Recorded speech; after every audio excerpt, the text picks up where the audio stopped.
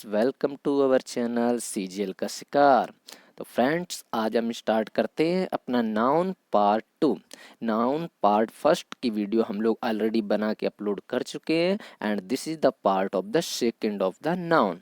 तो आज हम नाउन के पार्ट सेकंड में, नाउन पार्ट सेकंड ये किन के लिए, this video is very very helpful for those students who are studying and who are preparing for air force, X and Y group, navy, SSR, double A, SSC and for all government exams. तो friends, इस video को start करने से पहले हम आपको बता दें कि यदि अभी तक आपने हमारे इस चैनल को सब्सक्राइब नहीं किया है तो चैनल को सब्सक्राइब कर लें, और अगर आपको इसकी पीडीएफ चाहिए तो पीडीएफ में इस डिस्क्रिप्शन बॉक्स में आपको अपने टेलीग्राम चैनल की लिंक को डाल दूंगा। आप वहां से लिंक पे क्लिक करके पीडीएफ प्राप्त कर सकते हैं। तो चलिए हम स्टार्ट करते हैं अपना noun part second. Noun part first में हमने क्या देखा था? नाउन पार्ट फर्स्ट में हमने देखा था कि नाउन की डेफिनेशन क्या है, नाउन की डेफिनेशन देखा था और फंक्शन ऑफ नाउन, और नाउन का फंक्शंस देखे थे। और यहाँ पे हमने कुछ एग्जाम्पल्स के थ्रू आपको बताया था कि नाउन किसे कहते हैं और नाउन किस किस के रूप में वर्क करता है। तो थोड़ा सा हम बता दें, नाउन किसके रूप में वर्क करता है। नाउन एक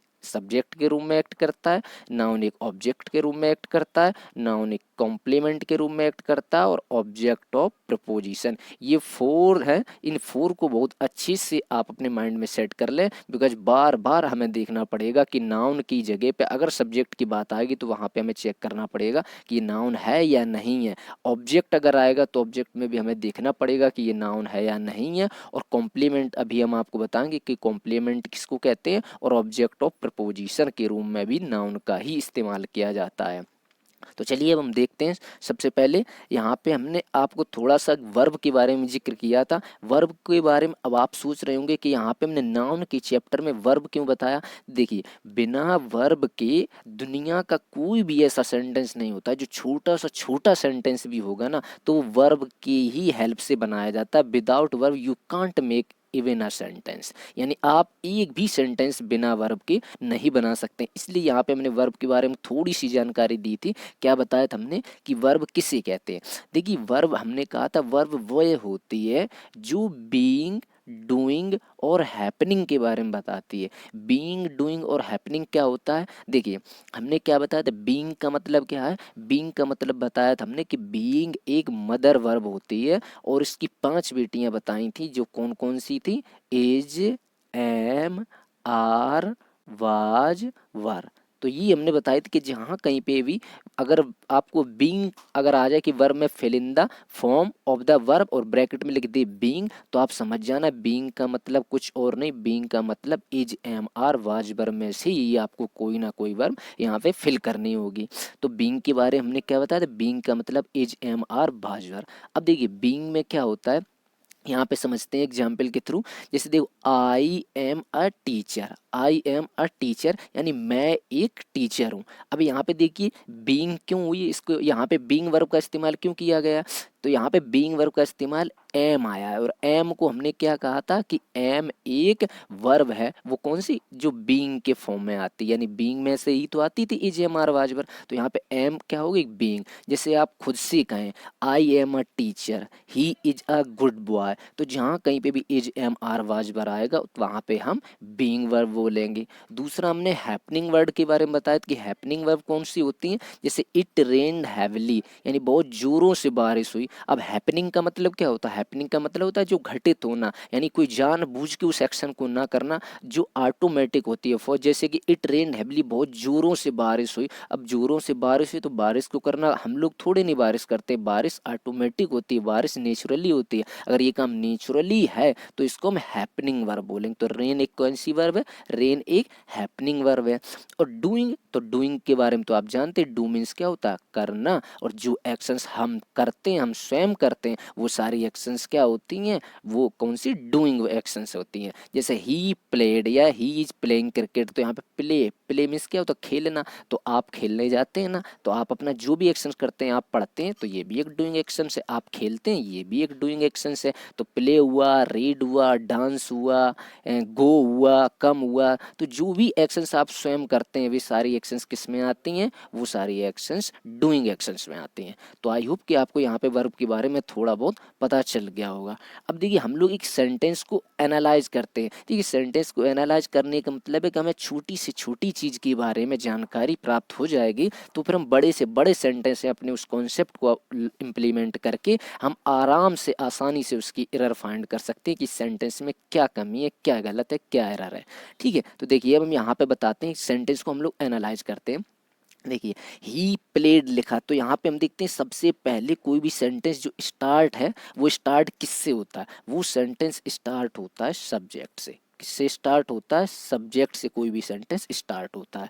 अब बात आती है सब्जेक्ट से तो स्टार्ट होता है, तो सब्जेक्ट क्या हो सकता है, तो देखिए पूरे पार्ट्स ऑफ स्पीच में जो 8 पार्ट्स ऑफ स्पीच होते हैं, noun, pronoun, adjective, adverb, preposition, conjunction, interjection, adverb, ये जो 8 पार्ट्स ऑफ स्पीच है, इन 8 पार्ट्स ऑफ स्पीच में से जो सब्जेक्ट के रूम में आएगा, तो वो सब्जेक्ट के रूम में ओनली नाउन और प्रोनाउन ही इस्तेमाल होगा, बाकी कोई भी सब्जेक्ट की जगह पे नहीं आएगा। अब हम चेक करते हैं यहाँ पे क्या है, नाउन के बारे में हमने क्या बताया था, नाउन जनरली एक नेम होता है, तो अगर नेम नहीं होगा तो फिर वो क्या होगा, एक प्रोनाउन होगा अगर उस सेंटेंस सब में आया है सब्जेक्ट के रूप में। और प्रोनाउन में भी कौन से, only I, we, you, they, I, we, you, they, और यहाँ पे मैं लिख देता हूँ ही, सी, इट, यानी ये सारे ही, सी, इट, ये सारे वर्ड्स होते हैं जो कि सब्जेक्ट के रूप में आ सकते हैं। बाकी और कोई भी वर्ड, यानी कि पूरे पार्ट्स ऑफ स्पीच में कोई भी वर्ड सब्जेक्ट की जगह पे इस्तेमाल नहीं होगा। तो चलिए हम चेक करते हैं। देखिए कोई भी सेंटेंस किससे स्टार्ट होगा, सब्जेक्ट से स्टार्ट होगा, और सब्जेक्ट क्या है कि सब्जेक्ट एक नाउन या प्रोनाउन हो सकता है, और हमें पता है ही किसी का नाम नहीं होता, और अगर ही किसी का नाम नहीं है और सेंटेंस में सब्जेक्ट की जगह पे आया है तो फिर ये क्या होगा, ये प्रोनाउन होगा। तो ही एक क्या, प्रोनाउन है। ये देखिए सब्जेक्ट आ गया। अब सब्जेक्ट के बाद क्या आती है, वर्ब। सब्जेक्ट के बाद क्या आती है, वर्ब। देखिए वर्ब के अभी हम टाइप्स नहीं बता रहे कि वर्ब कौन सी आती है, यहाँ पे सब्जेक्ट के बाद वर्ब आती है। देखिए वर्ब को हम जनरली 2 पार्ट्स में अभी हम डिवाइड किए दे रहे, एक हम मान लेते हैं हेल्पिंग वर्ब और दूसरी है मेन वर्ब। देखिए हेल्पिंग वर्ब और मेन वर्ब समझते हैं, हेल्पिंग वर्ब और मेन वर्ब क्या होती है।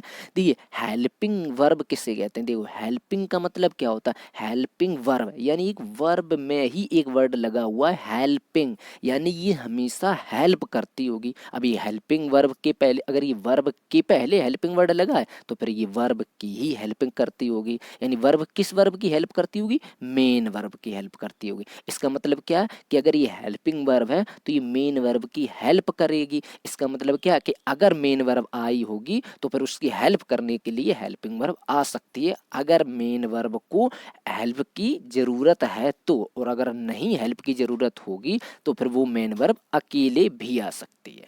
देखिए जैसे एग्जांपल ही प्लेड, तो यहाँ पे देखो मेन वर्ब किनको कहते हैं, मेन वर्ब जो लास्ट में जो हमने बताया था जनरली जिसके लास्ट में ना आए। फॉर एग्जांपल प्ले मीन्स खेलना, रीड मीन्स पढ़ना, गो मीन्स जाना।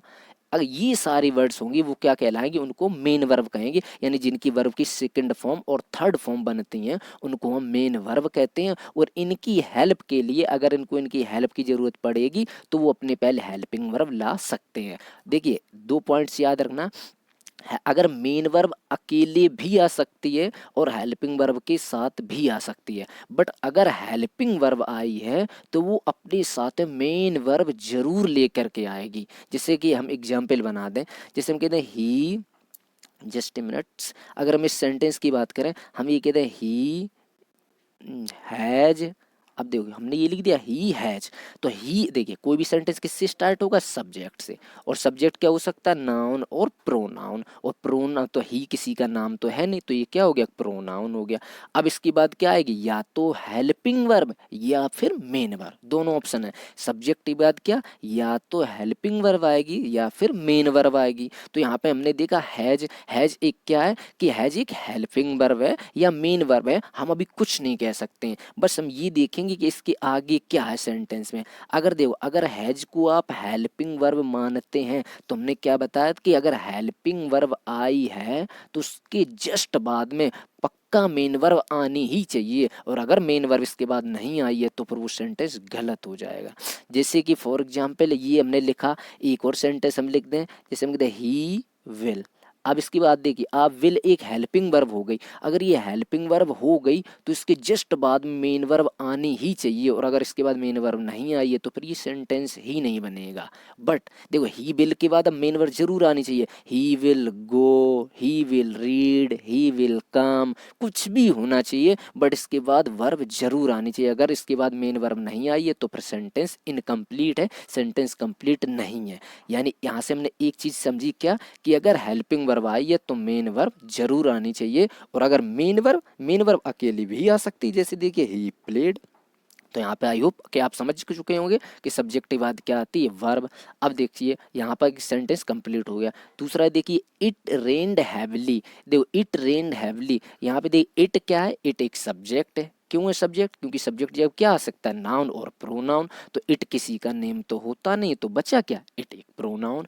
अब इसके बाद देखिए, इट के बाद सब्जेक्ट के बाद क्या आना चाहिए, हेल्पिंग वर्ब आनी चाहिए या फिर मेन वर्ब आनी चाहिए। तो यहाँ पे देखिए, अगर हेल्पिंग वर्ब आएगी तो मेन वर्ब जरूर आएगी, और अगर मेन वर्ब अकेले भी आ सकती है तो यहाँ पे देखिए मेन वर्ब अकेले भी आई है, रेन्ड। अब इसके बाद देखिए वर्ब है, अब वर्ब के बाद क्या लिखा, हैवली। तो इसके बाद हैवली, अब देखिए हैवली क्या है पार्ट्स ऑफ स्पीच में, तो देखिए जनरली जिसके लास्ट में एल वाई लगा होता है वो एडवर्ब होता है। क्या होता है, एडवर्ब होता है, कि जिसके लास्ट, अब देखिए हमेशा मत बोल देना कि आप कि हमेशा अगर एल वाई लगा होगा तो फिर वो एडवर्ब होगा, ये गलत हो जाएगा। बिकॉज जैसे कि अगर हम बोल दें, जैसे कि सी हैज करली हेयर, CURLY, करली, करली मीन्स क्या होता है, घुंघराले। अब यहाँ पे आप करली के लास्ट में LY देख करके आप बोल दें कि ये एक एडवर्ब है, तो फिर ये एडवर्ब नहीं है। हमने जनरली बोला कि जनरली जिसके लास्ट में LY होता है वो एडवर्ब होता है। और देखिए आपको पहचानने की जरूरत नहीं है कि ये एडवर्ब है या नहीं है, यहाँ पे देखिए वर्ब लिखा है, और वर्ब के बाद में जो भी आएगा वो एडवर्ब ही ये कहलाएगा। क्यों कहलाएगा, क्योंकि वर्ब की डेफिनेशन को बताने वाला एडवर्ब ही होता है। तो आपको दिमाग नहीं लगाना है कि वर्ब के बाद जो आएगा वो उसका एक वर्ब LY लगा हो तो समझ जाना वो एडवर्ब ही होगा, क्योंकि वर्ब की विशेषता को बतलाने वाला वर्ड कौन सा होता है, एडवर्ब होता है। नेक्स्ट देखिए, नेक्स्ट क्या, आई एम अ टीचर। अब देखिए आई क्या है, एक सब्जेक्ट है। हमने क्या कहा था कि सब्जेक्ट की जगह पे क्या आ सकता है, नाउन या प्रोनाउन। तो आई किसी का नेम नहीं होता है, तो फिर ये बचा क्या, प्रोनाउन। इसके बाद क्या आया, हेल्पिंग वर्ब आएगी या फिर मेन वर्ब आएगी।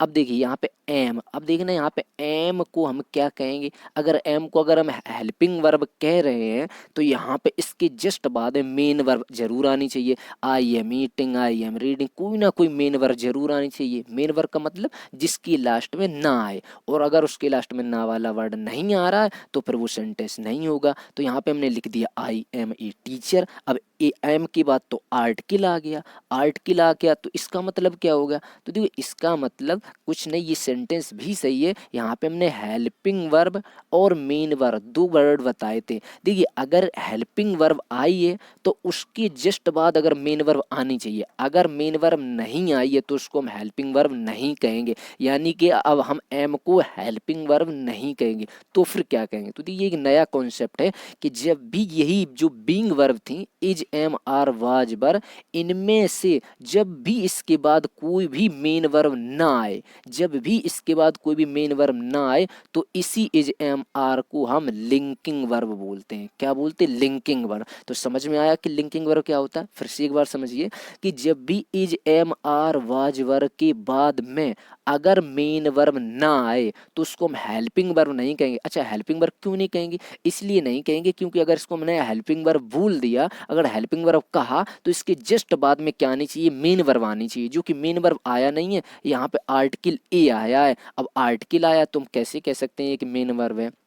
ठीक है। तो यहाँ पे हम एक नया वर्ड आया, उसको हम लिंकिंग वर्ब कहेंगे। तो आप समझ जाना कि जब भी is am are was verb के बाद अगर मेन वर्ब ना आए तो फिर उसको हम लिंकिंग वर्ब कहेंगे। तो यहाँ पे ये एम क्या है, एक लिंकिंग वर्ब है। अब देखो वर्ब है, कोई भी वर्ब है कि नहीं है। अब वर्ब के बाद क्या आता है, वर्ब का ऑब्जेक्ट। हमने क्या बताया था, ऑब्जेक्ट दो प्रकार के होते हैं। हमने आपको फर्स्ट वीडियो में बताया था कि ऑब्जेक्ट दो प्रकार के होते हैं, एक वर्ब का ऑब्जेक्ट होता है, दूसरा प्रपोजिशन का। बट हमने आपसे ये भी कहा था ऑब्जेक्ट ऑब्जेक्ट होता है, चाहे वो वर्ब का हो चाहे प्रपोजिशन का हो, वो होगा क्या, सिर्फ और सिर्फ नाउन और प्रोनाउन। हमने आपको बताया जब फंक्शन ऑफ नाउन बताए थे तब हमने बताया था कि ऑब्जेक्ट सिर्फ और सिर्फ नाउन और प्रोनाउन ही हो सकता है पूरे पार्ट्स ऑफ स्पीच में, और कुछ भी नहीं हो सकता है। अब आप कहेंगे कि एम तो लिंकिंग वर्ब, हम समझ गए, कैसे समझ गए, क्योंकि इसके बाद कोई मेन वर्ब नहीं थी। बट हम ये नहीं समझ पाए कि टीचर कैसे है, टीचर एक नाउन कैसे हो गया। तो देखिए आपको टेंशन लेने की जरूरत नहीं है। वैसे तो हमने आपको डेफिनेशन बताई है कि टीचर अगर किसी का नेम होगा तो वो क्या कहलाएगा, नाउन कहलाएगा। लेकिन फिलहाल फिर भी हम यहाँ पे आपको एक ट्रिक बताते हैं। देखिए अगर किसी भी वर्ड के पहले article a an the, E N the लगा मिल जाए तो आप आंखें बंद करके बोल देना कि ये उसके बाद, यानी उसके बाद आने वाला वर्ड क्या होगा, नाउन ही होगा। क्यों होगा नाउन, क्योंकि जो ई एन द आर्टिकल होते हैं, आर्टिकल हमेशा नाउन के पहले ही इस्तेमाल किए जाते हैं। आर्टिकल हमेशा नाउन के पहले ही इस्तेमाल किए जाते हैं। जब हम आर्टिकल पढ़ाएंगे तब आपको हम बताएंगे। तो अब आपको टेंशन लेने की जरूरत नहीं है। अगर आपको ए अंदा कोई भी आर्टिकल किसी भी वर्ड के पहले लगा मिल जाए तो आप आंखें बंद करके बोल देना कि ये क्या, एक नाउन है। ठीक, तो आई होप कि आपको ये भी समझ में आ गया होगा। अब ये नाउन आ गया है, लेकिन इसको हम कहेंगे क्या, देखो आई तो एक सब्जेक्ट हो गया, वो एक प्रोनाउन हो गया, एम एक लिंकिंग वर्ब हो गया, ए एक आर्टिकल हो गया, और आर्टिकल के बाद नाउन आ गया। अब इसको हम क्या कहेंगे, ए टीचर को हम क्या कहेंगे, ए टीचर को क्या कहेंगे बताइए आप एक बार सोच के बताएं। कि ये हो गया सब्जेक्ट, ये हो गया लिंकिंग वर्ब, और वर्ब के बाद क्या आया, वर्ब का ऑब्जेक्ट, और ऑब्जेक्ट क्या होता है, नाउन और प्रोनाउन। तो पार्ट्स ऑफ स्पीच में तो हमने पहचान लिया, लेकिन इसको हम कहेंगे क्या, आप कहेंगे कि आप सोचेंगे वर्ब है, वर्ब के बाद आने वाला ऑब्जेक्ट होता है। तो देखिए ऑब्जेक्ट नहीं है, ऑब्जेक्ट गलत आंसर है आपका। देखिए ऑब्जेक्ट क्या होता है, जैसे कि अगर हम एक एग्जांपल लें, आपको हम ये कह दें आई एट मैंगो, ध्यान से सुनना, आई एट मैंगो, आप कोई भी सेंटेंस ले सकते हैं, यानी मैंने आम खाया।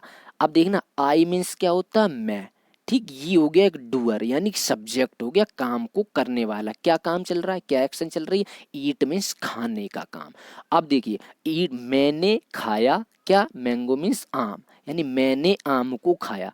तो एक बात बताइए, यहाँ पे आई मीन्स मैं और मैंगो मीन्स आम, तो यहाँ पे आप मैंगो को ऑब्जेक्ट कहेंगे, ठीक, क्योंकि ये वर्ब के बाद आया तो ये ऑब्जेक्ट कहलाएगा। अब एक बात बताइए, ये जो आई एक सब्जेक्ट हो गया और मैंगो एक ऑब्जेक्ट हो गया, तो क्या आई मीन्स मैं और मैंगो मीन्स आम, क्या ये दोनों एक ही चीजें हैं, क्या एक ही चीज हो सकती है, यानी आई और मैंगो क्या एक ही चीज हो सकती है, ये दो एक डिफरेंट चीजें हैं। यानी जब भी दो डिफरेंट चीजें होंगी, यानी सब्जेक्ट और ऑब्जेक्ट, ये दोनों कभी भी एक चीज नहीं हो सकती हैं। एक चीज याद रखना कि सब्जेक्ट और ऑब्जेक्ट कभी भी एक चीजें नहीं हो सकती हैं। जैसे कि हम बोल दें कि आई मेट माई फ्रेंड, मैं अपने दोस्त से मिला, तो जो आई मीन्स मैं और मेट मीन्स मिला, आई मीन्स मैं, मेट मीन्स मिला, माई फ्रेंड, तो देखिए मैं और माई फ्रेंड दोनों कभी भी एक नहीं हो सकते हैं। यानी कि यहाँ से कॉन्सेप्ट क्या निकला, कॉन्सेप्ट ये निकला कि सब्जेक्ट और ऑब्जेक्ट कभी भी एक पर्सन या थिंग्स नहीं हो सकती है, सब्जेक्ट और ऑब्जेक्ट दोनों अलग अलग ही होंगे। बट यहाँ पे देखिए, यहाँ पे क्या, आई मीन्स मैं, एम मीन्स हूँ, और टीचर मीन्स अध्यापक, यानी मैं एक अध्यापक हूँ। अब आप देखिए मैं एक अध्यापक हूँ, यानी आई और आर टीचर, ये दोनों तो एक ही चीजें हो गई, यानी मैं ही आई क्या है, आर टीचर है, आर टीचर क्या आई है। यहाँ पे सपोज मैं आई की जगह पे मोहन लिख दूं, यानी नाउन और प्रोनाउन दोनों आ सकते हैं सब्जेक्ट की जगह पे। यहाँ पे मैंने मोहन लिख दिया, तो आप मोहन के अकॉर्डिंग इज लगाएंगे कि मोहन इज ए टीचर। अब आप देखिए मोहन क्या है, एक टीचर है, और एक टीचर कौन है, मोहन है। तो मोहन और टीचर ये तो दोनों एक ही होगा। तो आप याद रखना, जब कभी भी is am are was were के बाद जब ये दोनों एक ही हों, जब ये दोनों एक ही हों, तो जब एक ही होने के बाद ये दोनों सब्जेक्ट ही कहलाते हैं, यानी ये भी सब्जेक्ट है और आर टीचर भी सब्जेक्ट है। तो अब आप कहेंगे क्या एक सेंटेंस में दो दो सब्जेक्ट हम कैसे कहेंगे, आई को हम बोल दें ये सब्जेक्ट क्या है इसमें, तो हम आई बोल रहे हैं कि ये ए टीचर बोला। तो देखिए इसी कंफ्यूजन से बचने के लिए हम ये सॉल्यूशन है कि अगर पहला आए, अगर दोनों एक ही हो, तो पहले वाले को तो हम सब्जेक्ट बोल देंगे और बाद वाले को इसका कॉम्प्लीमेंट बोल देते हैं। कॉम्प्लीमेंट का मतलब होता है ये दोनों एक दूसरे के कॉम्प्लीमेंट हैं, यानी एक ही हैं। ठीक है, तो अब आपको समझ में आ गया होगा कि जब ये दोनों एक ही हो, यानी सब्जेक्ट और ऑब्जेक्ट जिसे आप समझते हैं ये दोनों एक ही हो, तो उसको हम कॉम्प्लीमेंट कहेंगे, और अगर कोई दोनों अलग अलग हो तो उसको हम क्या कहेंगे, उसको हम ऑब्जेक्ट कहेंगे। ठीक है, अब देखिए कॉम्प्लीमेंट की कंडीशन आप कहेंगे हम कैसे पहचानेंगे, बार बार पहचानेंगे क्या कि कब ये कॉम्प्लीमेंट है और कब नहीं है, कब ऑब्जेक्ट है। तो आप टेंशन ना लें, ये जब कभी भी is am are was were, यानी कि जब ये लिंकिंग वर्ब की तरीके से काम करेंगी, जब ये लिंकिंग वर्ब की तरीके से काम करेंगी तभी ये कॉम्प्लीमेंट बनेगा, बाकी और कभी भी कॉम्प्लीमेंट नहीं बनेगा। ठीक, तो आई होप आपको ये स्लाइड बहुत अच्छे से समझ में आई होगी। यहाँ पे हमने एक क्या नोट लिखा है कि जो ऑब्जेक्ट होता है, जो ऑब्जेक्ट होता है, ऑब्जेक्ट व्हाट या हुम का रिप्लाई होता है। किसका, व्हाट या हुम का। देखिए इतना लर्न करने से ही काम नहीं चलेगा कि ऑब्जेक्ट व्हाट या हुम का रिप्लाई होता है, आपको इसका प्रैक्टिकली पार्ट आना चाहिए, यानी आप इसको व्हाट या हुम का क्वेश्चन करके तब आप उसका आंसर पता कर पाएं, तब आपको समझ में आएगा कि हाँ ऑब्जेक्ट किसका रिप्लाई होता है। देखिए हम आपको एक एग्जाम्पल्स के थ्रू समझाते हैं। जैसे देखिए यहाँ पे क्या लिखा है, मोहन वॉच्ड अ टाइगर। तो देखिए फिर से हर एक सेंटेंस को बारीकी से एनालाइज करना। आप एक दो चैप्टर्स कंप्लीट होने के बाद आप पार्ट्स ऑफ स्पीच के जरिए से सारे पार्ट्स हम पढ़ा देंगे, तो उसके बाद आप एक एक एरर फाइंड कर पाएंगे, एक एक एरर। देखिए यहाँ पे क्या लिखा है, मोहन वॉच्ड अ टाइगर, यानी मोहन वॉच्ड अ टाइगर। फिर से देखिए एक बार फिर से पेशेंस रख के आप फिर से एक बार चेक करना स्टार्ट करिए। देखिए कोई भी सेंटेंस किससे स्टार्ट होता है, सब्जेक्ट से स्टार्ट होता है। और सब्जेक्ट क्या हो सकता है, सब्जेक्ट हमने कहा था नाउन या फिर प्रोनाउन ही हो सकता है। तो यहाँ पे मोहन देखिए किसी का नाम है, अगर नाम है तो ये एक नाउन हो गया, यानी मेरा सब्जेक्ट ठीक है। इसके बाद क्या आएगा, इसके बाद या तो हेल्पिंग वर्ब आएगी या फिर मेन वर्ब आएगी। तो देखिए वॉच मीन्स क्या होता है, देखना, तो इसके लास्ट में ना आ गया, ये मेन वर्ब होगी। और हमने कहा था मेन वर्ब अकेले भी आ सकती है, इसको हेल्पिंग वर्ब की जरूरत नहीं पड़ती। अगर हेल्पिंग वर्ब चाहे तो आ भी सकती है और नहीं चाहे तो नहीं भी आ सकती है। तो यहाँ पे वॉच्ड क्या होगी, एक मेन वर्ब होगी। अब इसके बाद देखिए वॉच्ड एक मेन वर्ब होगी और मेन वर्ब के बाद क्या आता है, वर्ब का ऑब्जेक्ट। और हमने कहा था ऑब्जेक्ट क्या हो सकता है, वो भी हमने कहा था सब्जेक्ट भी नाउन या प्रोनाउन हो सकता है, और ये ऑब्जेक्ट भी नाउन या फिर प्रोनाउन ही हो सकता है। अब आप कहेंगे क्या है, तो प्रोनाउन क्या होते हैं, प्रोनाउन का ऑब्जेक्टिव केस होता है, जैसे आई का मी, यू का यू, दे का देम। जब हम प्रोनाउन पढ़ेंगे तब हम आपको उसका ऑब्जेक्ट पार्ट भी बता देंगे। लेकिन यहाँ पे क्या है, टाइगर, टाइगर एक नाउन है। तो आप कहेंगे हम कैसे समझे नाउन, तो आप डेफिनेशन से भी समझ सकते हैं कि किसी का भी नाम है वो क्या हो सकता है, नाउन हो सकता है। लेकिन हमने आपको ट्रिक बताई है कि आपको टेंशन लेने की जरूरत नहीं है कि ये नाम है या नहीं है। बस आप ये देखें कि आर्टिकल ए लगा है ना, अगर आर्टिकल ए लगा है तो आप आंखें बंद करके बोल देना कि आर्टिकल हमेशा हमेशा नाउन के ही पहले इस्तेमाल किए जाते हैं, इसलिए अ टाइगर क्या हो गया, एक नाउन हो गया। तो आई होप कि आपको सेंटेंस बहुत अच्छे से समझ में आया होगा, आप खुद से एनालाइज करने की कोशिश करें।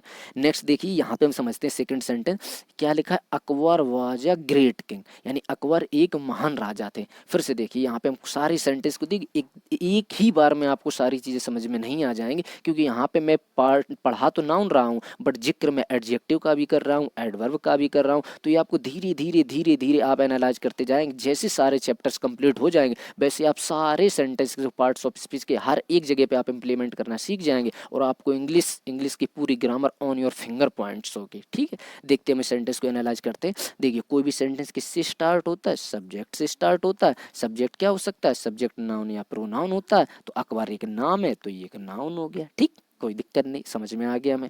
दूसरा देखिए सब्जेक्ट, इसके बाद क्या आएगी, इसके बाद हेल्पिंग वर्ब आएगी या मेन वर्ब आएगी। तो देखिए अभी हम कुछ नहीं कह सकते, आप डायरेक्ट मत बोल देना कि वाज को देख के हेल्पिंग वर्ब है। देखिए अगर आपने वाज को हेल्पिंग वर्ब बोल दिया, देखिए आप पहले मिस्टेक्स करिए, आप गलती करिए, जब आपको खुद आपका कॉन्सेप्ट गलत होने लगे, आप बिल्कुल इंग्लिश को मैथमेटिक्स की तरीके से लेके चले, हर एक चीज़ लॉजिकली चलती है, बट आपको समझने की कोशिश करना। देखिए अगर वाज को अगर आपने हेल्पिंग वर्ब बोल दिया, ठीक है, तो अगर आपने हेल्पिंग वर्ब बोल दिया तो हमने कहा था हेल्पिंग वर्ब हमेशा हेल्प करती है किसकी, मेन वर्ब की। तो इसके बाद मेन वर्ब आनी चाहिए, यानी गो रीड प्ले, जिसकी लास्ट में ना आता ऐसी कोई वर्ड आने चाहिए, और वो तो आया नहीं, वो तो ए आ गया। इसका मतलब आप खुद ही गलत हो गए। जब आप खुद गलत हो गए तो फिर से देखें, आप अभी देखो, अभी आपको आप गलती करेंगे तो आपको प्रॉब्लम हो सकती है, लेकिन आप धीरे धीरे जब बहुत ज़्यादा प्रैक्टिस हो जाएगी तो आप देखते ही बोलेंगे इसको कि ये लिंकिंग वर्ब है, कि हेल्पिंग वर्ब है, कि मेन वर्ब है। तो देखिए जब हमने बताया था is am are was verb के बाद जब भी मेन वर्ब ना आए, जब भी मेन वर्ब ना आए तो उसको हम क्या कहेंगे, लिंकिंग वर्ब कहेंगे। और ये लिंकिंग वर्ब, अब आप समझते हैं लिंकिंग वर्ब क्या करती है, ये लिंकिंग वर्ब लिंक करती है, किसको करती है लिंकिंग वर्ब, लिंक, ये सब्जेक्ट को कॉम्प्लीमेंट से लिंक करती है।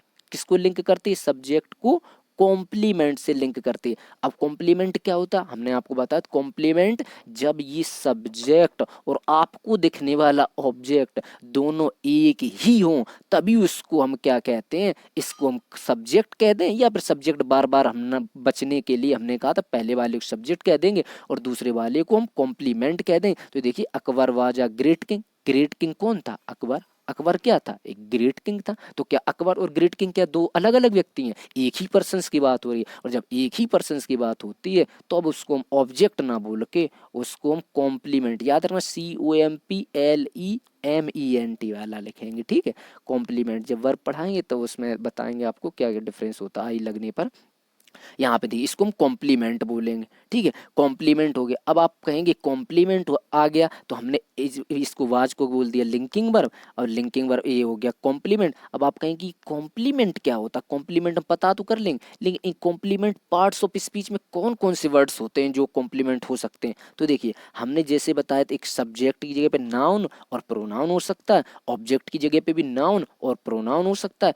ऐसे ही कॉम्प्लीमेंट में समझिए, देखिए कॉम्प्लीमेंट में नाउन और प्रोनाउन तो हो ही सकते हैं, बस एक चीज और याद रखना कि वो एडजेक्टिव भी हो सकता है, ठीक। यानी कॉम्प्लीमेंट क्या क्या हो सकता है, हमने आपको पहले ही फंक्शंस में बताया था। अगर आपने वो पॉइंट्स को नहीं लर्न किया है तो आपको यहाँ पे प्रॉब्लम हो रही होगी, अदरवाइज आप पहले ही वीडियो देखना, आपको बिल्कुल समझ में आ जाएगा कि हाँ कॉम्प्लीमेंट क्या क्या हो सकता है, नाउन, प्रोनाउन और एडजेक्टिव। अब दी एडजेक्टिव यहाँ पे देखिए नाउन का एग्जाम्पल्स तो मिल ही गया, यहाँ पे लिखा अकबर वाजा ग्रेट किंग, कुछ भी कह सकते हैं आप। प्रोनाउन भी मिल जाएगा, हम बता देंगे। एडजेक्टिव का देखिए प्रोनाउन बहुत कम यूज होता है, जब वो रिफ्लेक्सिव के केस में आता है तभी आता है, बाकी नहीं आता है। एडजेक्टिव देखिए, एडजेक्टिव का इस्तेमाल कैसे हो सकता है कॉम्प्लीमेंट के रूप में, देखिए हम बता दें। अगर हम ये बोल दें she is beautiful, she is beautiful, हमने क्या बोला कि वो वह लड़की, जो भी वह सी एक फीमेल के यूज किया जाता है, वह एक सुंदर है, ठीक है। देखो अब हमने क्या कहा, फिर से चेक किए, कोई भी सेंटेंस किससे स्टार्ट होता है, सब्जेक्ट से। सब्जेक्ट क्या हो सकता है, नाउन या प्रोनाउन, तो सी किसी का नाम तो होता नहीं, तो बचा क्या, एक प्रोनाउन। इसके जस्ट बाद इसको अब हेल्पिंग वर्ब बोले या लिंकिंग वर्ब बोले, हेल्पिंग वर्ब नहीं बोलेंगे, तुरंत देख लीजिए आप इसके बाद कहीं पे मेन वर्ब है, नहीं है। अगर मेन वर्ब नहीं है तो फिर ये is am are was verb, बस इन्हीं में से ये क्या होगा, एक लिंकिंग वर्ब होगा।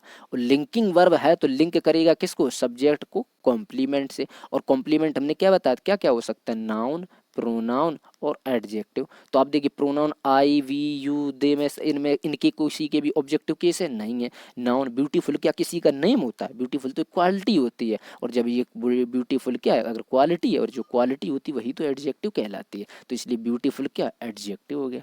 तो आई होप कि आपको कॉम्प्लीमेंट भी समझ में आ गया होगा कि कॉम्प्लीमेंट किसे कहते हैं। नेक्स्ट देखिए लास्ट एग्जाम्पल, यहाँ पे देखिए, लेकिन यहाँ पे तो ऑब्जेक्ट जो था वो एक नाउन था। क्यों नाउन था, ये एक ए लगा है आर्टिकल। देखिए अब आप चाहें तो थोड़ा सा पूछ सकते हैं, जैसे कि किंग लिखा है तो आप कहेंगे ये जो इसके पहले आ गया नाउन, आपने कहा था कि अगर नाउन से पहले अगर आर्टिकल लगा होगा तो उसको हम एडजेक्टिव, उसको हम नाउन बोलेंगे, लेकिन इसके बीच में तो ग्रेट वर्ड भी आ गया। तो देखिए आप ऐसे कन्फ्यूजन में ना पड़े, क्योंकि जो नाउन होता है ना, नाउन की विशेषता बतलाने के लिए एडजेक्टिव आता है, इसलिए नाउन के पहले हमेशा एडजेक्टिव लगा मिलेगा, ठीक है। और एडजेक्टिव क्या होता है वो हम एडजेक्टिव के पार्ट में देखेंगे, फिलहाल अभी आप इतना सिर्फ नाउन को एनालाइज करें। एक लास्ट एग्जाम्पल देखिए, ही इज अ टीचर। यहाँ पे देखिए हम जल्दी से समझ लेते हैं, ही क्या एक सब्जेक्ट है, सब्जेक्ट क्या हो सकता है, नाउन और प्रोनाउन, तो ही क्या एक प्रोनाउन है।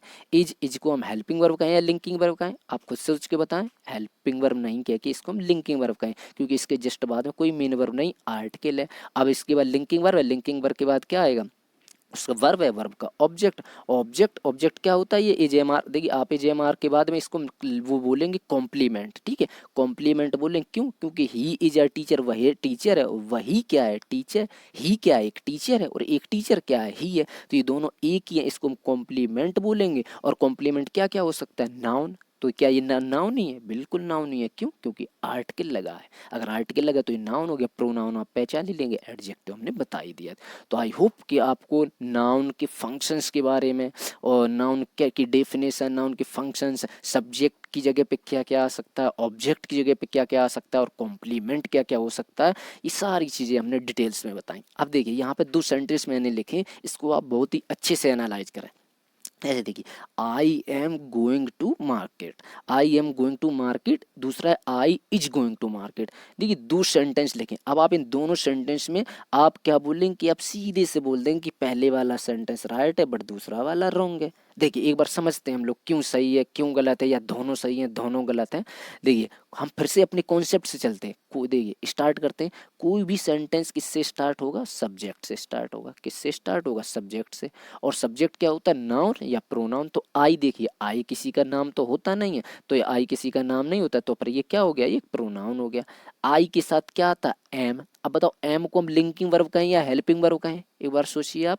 देखिए एम को हम हेल्पिंग वर्ब कहेंगे, क्या कहेंगे, हेल्पिंग वर्ब कहेंगे। क्यों कहेंगे, क्योंकि एम के बाद अब वर्ब आ गई है, क्यों, क्योंकि गो मीन्स जाना। अब इसलिए इसको हम हेल्पिंग वर्ब कहेंगे। क्यों, अगर हेल्पिंग वर्ब आई है तो जस्ट इसके बाद में क्या आएगी, मेन वर्ब आएगी। इसलिए देखिए एम के बाद क्या आई है, मेन वर्ब आई है। तो एम क्या होगी, हेल्पिंग वर्ब होगी, मेन वर्ब क्या होगी, आईएनजी। अब देखिए वर्ब का कौन सा फॉर्म इस्तेमाल होता है ये हम आपको वर्ब के ही पार्ट में बताएंगे, लेकिन फिलहाल अगर आप सुनना चाहते तो सुन लीजिए। देखिए जब भी कभी इज एम आर वाजवर, कौन सी 5, देखिए 5 जो इज एम आर वाजवर थी उनको हमने लिंकिंग वर्ब भी बोला था और इनको हमने हेल्पिंग वर्ब भी बोला। तो देखिए ना जब भी ये हेल्पिंग वर्ब की तरीके से काम करेंगी, अगर ये हेल्पिंग वर्ब की तरीके से काम करेंगी तो इनके जस्ट बाद में क्या आएगा, मेन वर्ब जरूर आएगी। अगर मेन वर्ब आएगी तो आप समझ लेना हमेशा हमेशा is am are was verb के बाद हमेशा मेन वर्ब की आईएनजी फॉर्म का ही इस्तेमाल होगा। बस एक कंडीशन है कि उसकी पैसिव फॉर्म ना बनी हो। अगर पैसिव वॉइस बनी होगी तो वहाँ पे वो हमेशा वर्ब की थर्ड फॉर्म का इस्तेमाल किया जाता है। लेकिन जनरल केस में जो एक्टिव केस होते हैं वहाँ पे क्या होता है कि is am are was verb जब भी हेल्पिंग वर्ब की तरीके से काम करेंगी तो उसके जस्ट बाद में हमेशा मेन वर्ब की आईएनजी फॉर्म का इस्तेमाल होगा। ठीक, अब इसके बाद देखिए गो, अब देखिए गो के बाद क्या आ गया, टू आ गया। देखिए गो के बाद टू, टू क्या है, टू एक प्रपोजिशन है, टू एक क्या प्रपोजिशन। अब आप कहेंगे कि गो के बाद में आपने कहा था वर्ब है और वर्ब के बाद क्या था, वर्ब का ऑब्जेक्ट, बट यहाँ तो प्रपोजिशन आ गया। देखिए वर्ब के बाद वर्ब का ऑब्जेक्ट उन्हीं वर्ब के साथ आता है जो वर्ब ट्रांजिटिव होती हैं, बट गो और कम याद रखना, गो मीन्स जाना, कम मीन्स आना, ये प्योर इंट्रांजिटिव है। यानी प्योर इंट्रांजिटिव का मतलब क्या है, इनके बाद कभी भी ऑब्जेक्ट नहीं आएगा, हमेशा इनके बाद क्या आएगा, इनके बाद प्रपोजिशन ही आएगा। याद रखना अगर गो के बाद में अगर ये इंट्रांजिटिव वर्ब है तो इसके जस्ट बाद में कभी भी ऑब्जेक्ट नहीं आएगा, और अगर ऑब्जेक्ट नहीं आएगा तो जाहिर सी बात है जिसके बाद ऑब्जेक्ट नहीं आ सकता उसका पैसिव वॉइस भी नहीं बन सकता है, अगर आपने थोड़ा बहुत भी पढ़ा है तो। ठीक, तो इसलिए गो के बाद हमें प्रपोजिशन क्या आता है, टू आता है। अब टू एक प्रपोजिशन हो गया, और हमने बताया प्रपोजिशन के बाद क्या आता है, प्रपोजिशन का ऑब्जेक्ट, और ऑब्जेक्ट क्या होता है, नाउन या प्रोनाउन। तो प्रोनाउन किसी का ये क्या प्रोनाउन में आई वी यू दे इनका कोई ऑब्जेक्टिव केस बना है या कुछ भी बना है, नहीं बना है, तो फिर क्या हो गया, एडजेक्टिव तो है नहीं, तो फिर ये क्या हो गया, ये एक नाउन, नाउन हो गया। अब देखिए आप यहाँ पे ये कह सकते हैं अच्छा तो एडजेक्टिव हो सकता है क्या, ये एडजेक्टिव हो सकता है, एक बार आप सोच के देखिए एडजेक्टिव हो सकता? देखिए अगर वो एडजेक्टिव होगा तो जनरली हम बता रहे अगर वो एडजेक्टिव होगा तो एडजेक्टिव की ही डिग्रियां बनती हैं, यानी उन्हीं की कंपैरेटिव और उनकी ही सुपरलेटिव बनती हैं। यानी कंपैरेटिव में ई आर या I R, superlative E S T या आई एस टी लगा के बनाते हैं। जैसे अभी एक सेंटेंस देखा था, अकबर वाजा ग्रेट किंग, तो किंग के पहले ग्रेट आया था, तो इसका देखिए अब बना लेंगे ग्रेट, ग्रेटर, ग्रेटेस्ट। लेकिन क्या कभी आपने मार्केट, मार्केटर, मार्केटेस्ट सुना है? कभी नहीं होता। अगर नहीं होता है तो फिर ये क्या है कि नाउन नहीं। धीरे धीरे बस आप हर एक वीडियो को सीक्वेंस वाइज देखते जाएं, डेफिनेटली आपको इंग्लिश में कोई भी प्रॉब्लम नहीं होने वाली, I promise to you. Sentence second देखिए, यहाँ पे क्या लिखा, एक सेंटेंस लिखा आई, और आई के बाद क्या लिखा, इज गोइंग टू मार्केट। तो इज गोइंग टू मार्केट हम पूरा समझा चुके हैं कौन क्या होता है। बस यहाँ पे मैं ये बताना कि आई के साथ इज सही है या गलत है। देखिए आप सोच के दी आई के साथ इज सही है या गलत है। अब आप कहें यहाँ पे हमने आई के साथ एम को पढ़ा है तो एम वाला ही सही होगा, ये वाला गलत है। देखिए आई के साथ इज भी सही हो सकता है, लेकिन कब?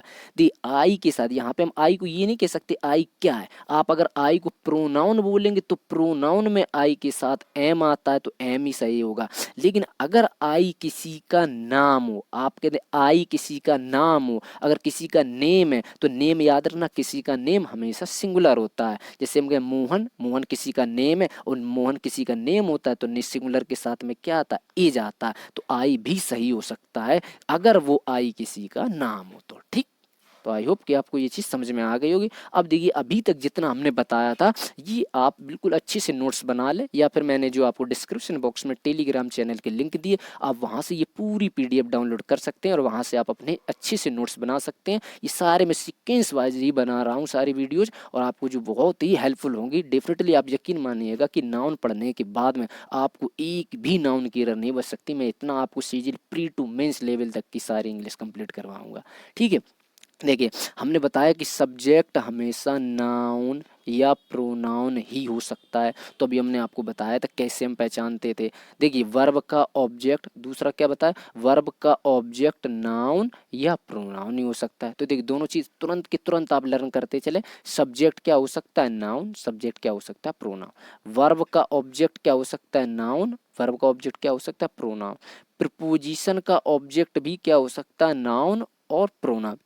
देखिए तीन चीजें हमने देखी, एक सब्जेक्ट और दूसरा वर्ब।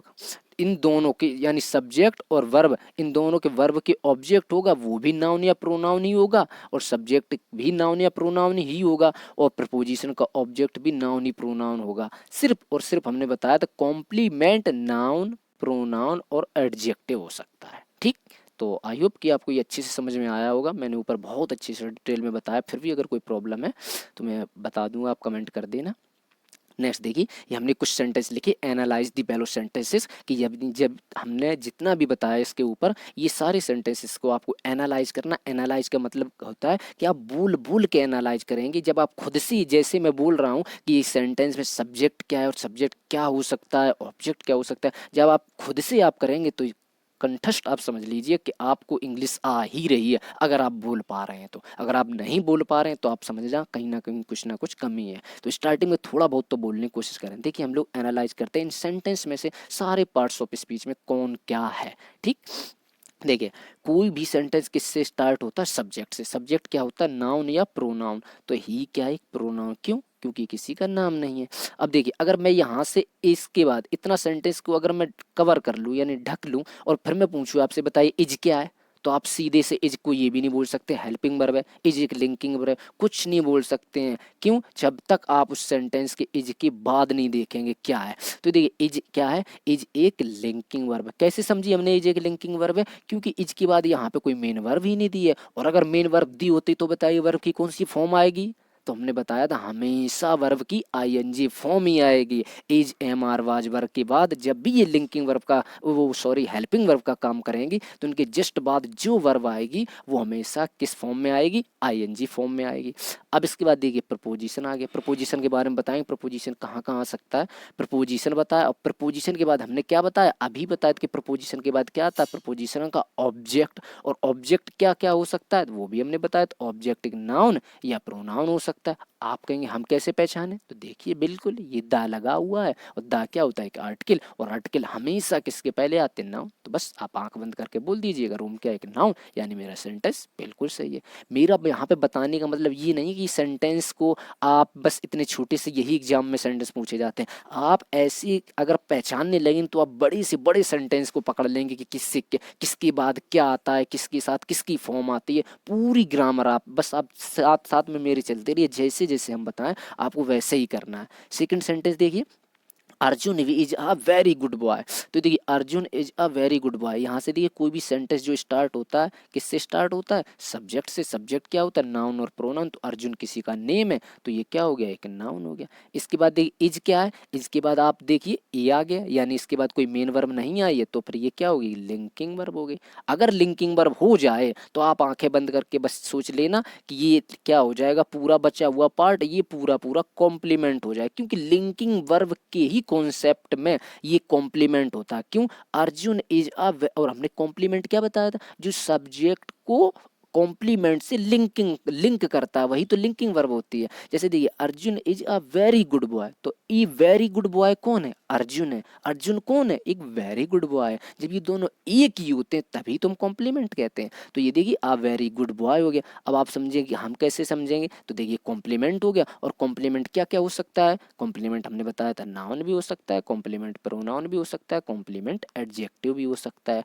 अब देखिए यहाँ पे क्या है, यहाँ पे क्या है आप देख के बताइए। तो देखिए यहाँ पे एक नाउन है, क्यों, क्योंकि देखिए आर्टिकल सिर्फ और सिर्फ नाउन के ही पहले इस्तेमाल होते हैं। अब आप कहेंगे जो बीच में दो शब्द आ गए ना, ये क्या है, तो देखिए अगर आपको थोड़ा सा हम बता रहे हैं कि कोशिश करें, आप कोशिश करिएगा समझने की। वैसे जब हम आपको एडजेक्टिव चैप्टर बताएंगे तो आपको बिल्कुल समझ में आएगा। देखिए एक सीक्वेंस समझते हैं।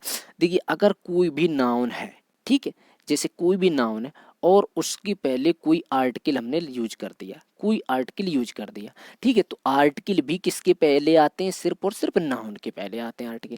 अब देखिए जो नाउन होता है, इस नाउन की क्वालिटी बताने वाले शब्द, यानी जो नाउन की क्वालिटी बताते हैं वो एडजेक्टिव कहलाते हैं। यानी कि जो नाउन की क्वालिटी बताने वाले शब्द एडजेक्टिव कहलाएंगे, तो वो कहाँ बैठेंगे भैया, किसी की विशेषता बतलाने वाला शब्द उसकी सिक्योरिटी के रूम में उसके आगे आगे चलता है। यानी तो आप ये समझिए इसके पहले, यानी इस वर्ड के पहले ही क्या आएगा, एडजेक्टिव आ सकता है। ठीक, यानी नाउन के पहले क्या आएगा, एडजेक्टिव आएगा। अब आप कहेंगे कि तो फिर आर्टिकल कहाँ जाएगा, तो देखिए आर्टिकल बेचारा भाई साहब ये कहता है कि अगर नाउन के पहले उसकी विशेषता बतलाने के लिए अगर एडजेक्टिव भाई साहब आते हैं तो हम थोड़ा सा पीछे खिसक जाएंगे। यानी कि जैसे देखिए अगर हम एग्जाम्पल लें, जैसे हम कहते हैं ए बॉय, ए बॉय, ये हमने लिखा ए बॉय, तो ये बॉय लिखा। अब हम कहते हैं नहीं बॉय तो है, बट बॉय कैसा है, उसकी क्वालिटी बताओ आप। तो हम ये कहते हैं टॉल बॉय, तो टॉल बॉय, अगर हम ये लिख दिए टॉल बॉय, तो आप ये मत समझना अब पहले आर्टिकल यहाँ लगा था, अब वो यहाँ आ जाएगा,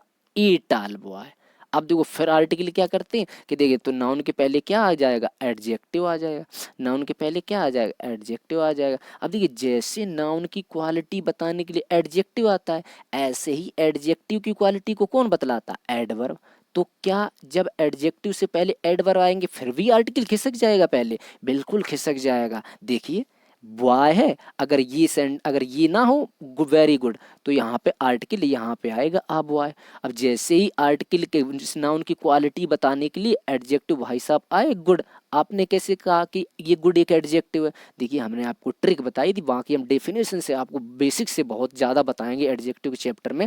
बाकी आप ये समझ लीजिए कि जो एडजेक्टिव होगा ना उसकी कंपैरेटिव और सुपरलेटिव बनेगी। अब आप कहें कैसी कंपैरेटिव और सुपरलेटिव, तो आपको पता होगा गुड बेटर बेस्ट, जिसकी कंपैरेटिव सुपरलेटिव बन जाए आप आंखें बंद करके बोल देना कि वो एडजेक्टिव ही होगा।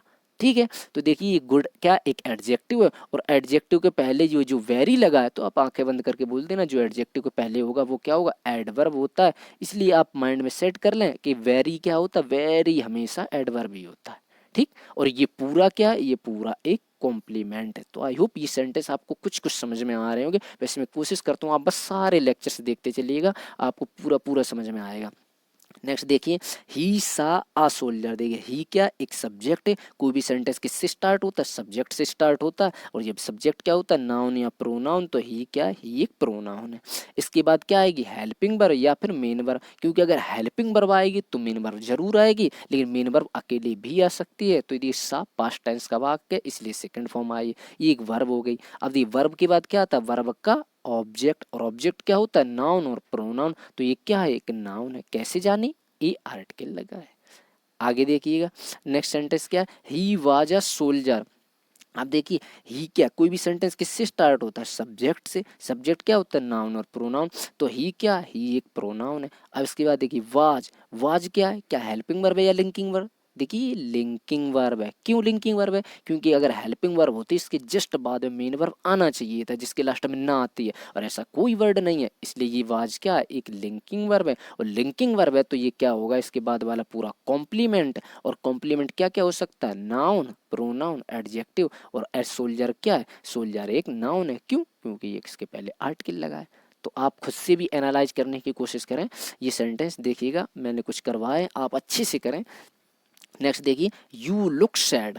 यहाँ पे देखिए कोई भी सेंटेंस किससे स्टार्ट होगा, सब्जेक्ट से। क्या होता है, नाउन या प्रोनाउन। तो ये यू क्या, एक प्रोनाउन है। इसके बाद क्या आई, मेन वर्ब आ गई। क्यों, क्योंकि इसके बाद हेल्पिंग वर्ब आई नहीं। लुक, लुक मीन्स क्या होता है, देखना, जिसके लास्ट में ना हो गया वो क्या हो गया, मेन वर्ब हो गई।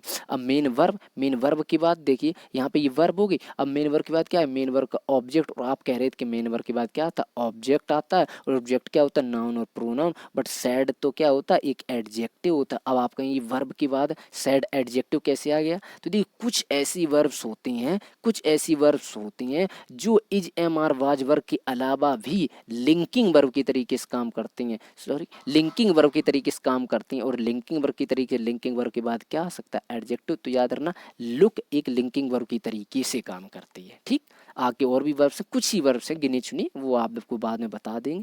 नेक्स्ट सेंटेंस देखिए, ही वॉक्स इन स्लीप।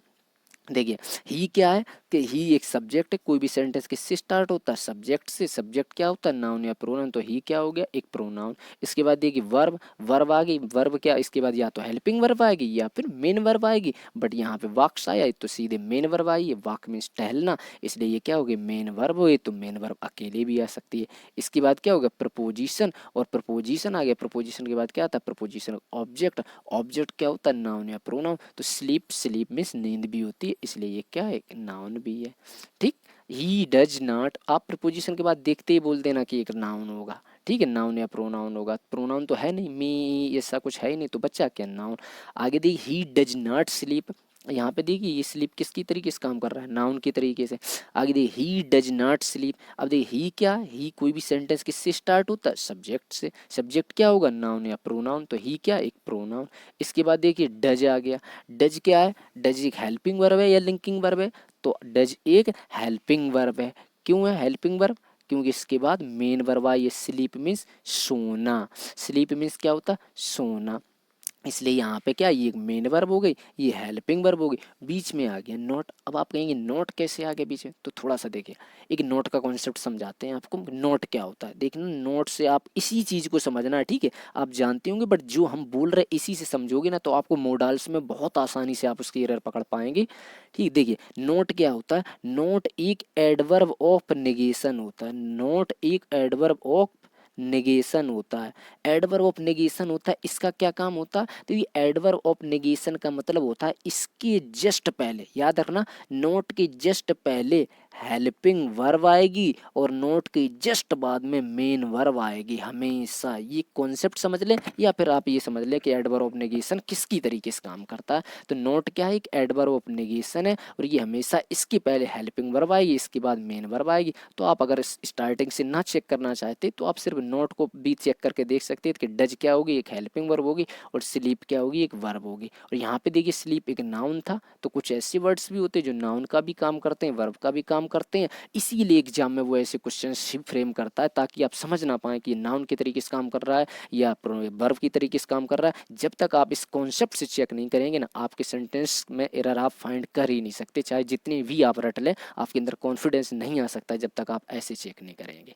ठीक, एनालाइज करना भी सीखना चाहिए।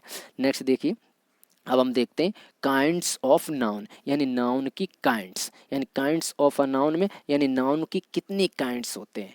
देखिए यहाँ पे पहला क्या है, पहला है प्रॉपर नाउन। पहला क्या है, पहला है प्रॉपर नाउन, यानी हमने टोटल जो नाउन के काइंड्स हैं उनके 5 काइंड्स में डिवाइड किया है। जनरली 5 काइंड्स में इनको डिवाइड किया जाता है, उन्हीं 5 काइंड्स में से हम समझते हैं। देखिए प्रॉपर नाउन क्या होते हैं।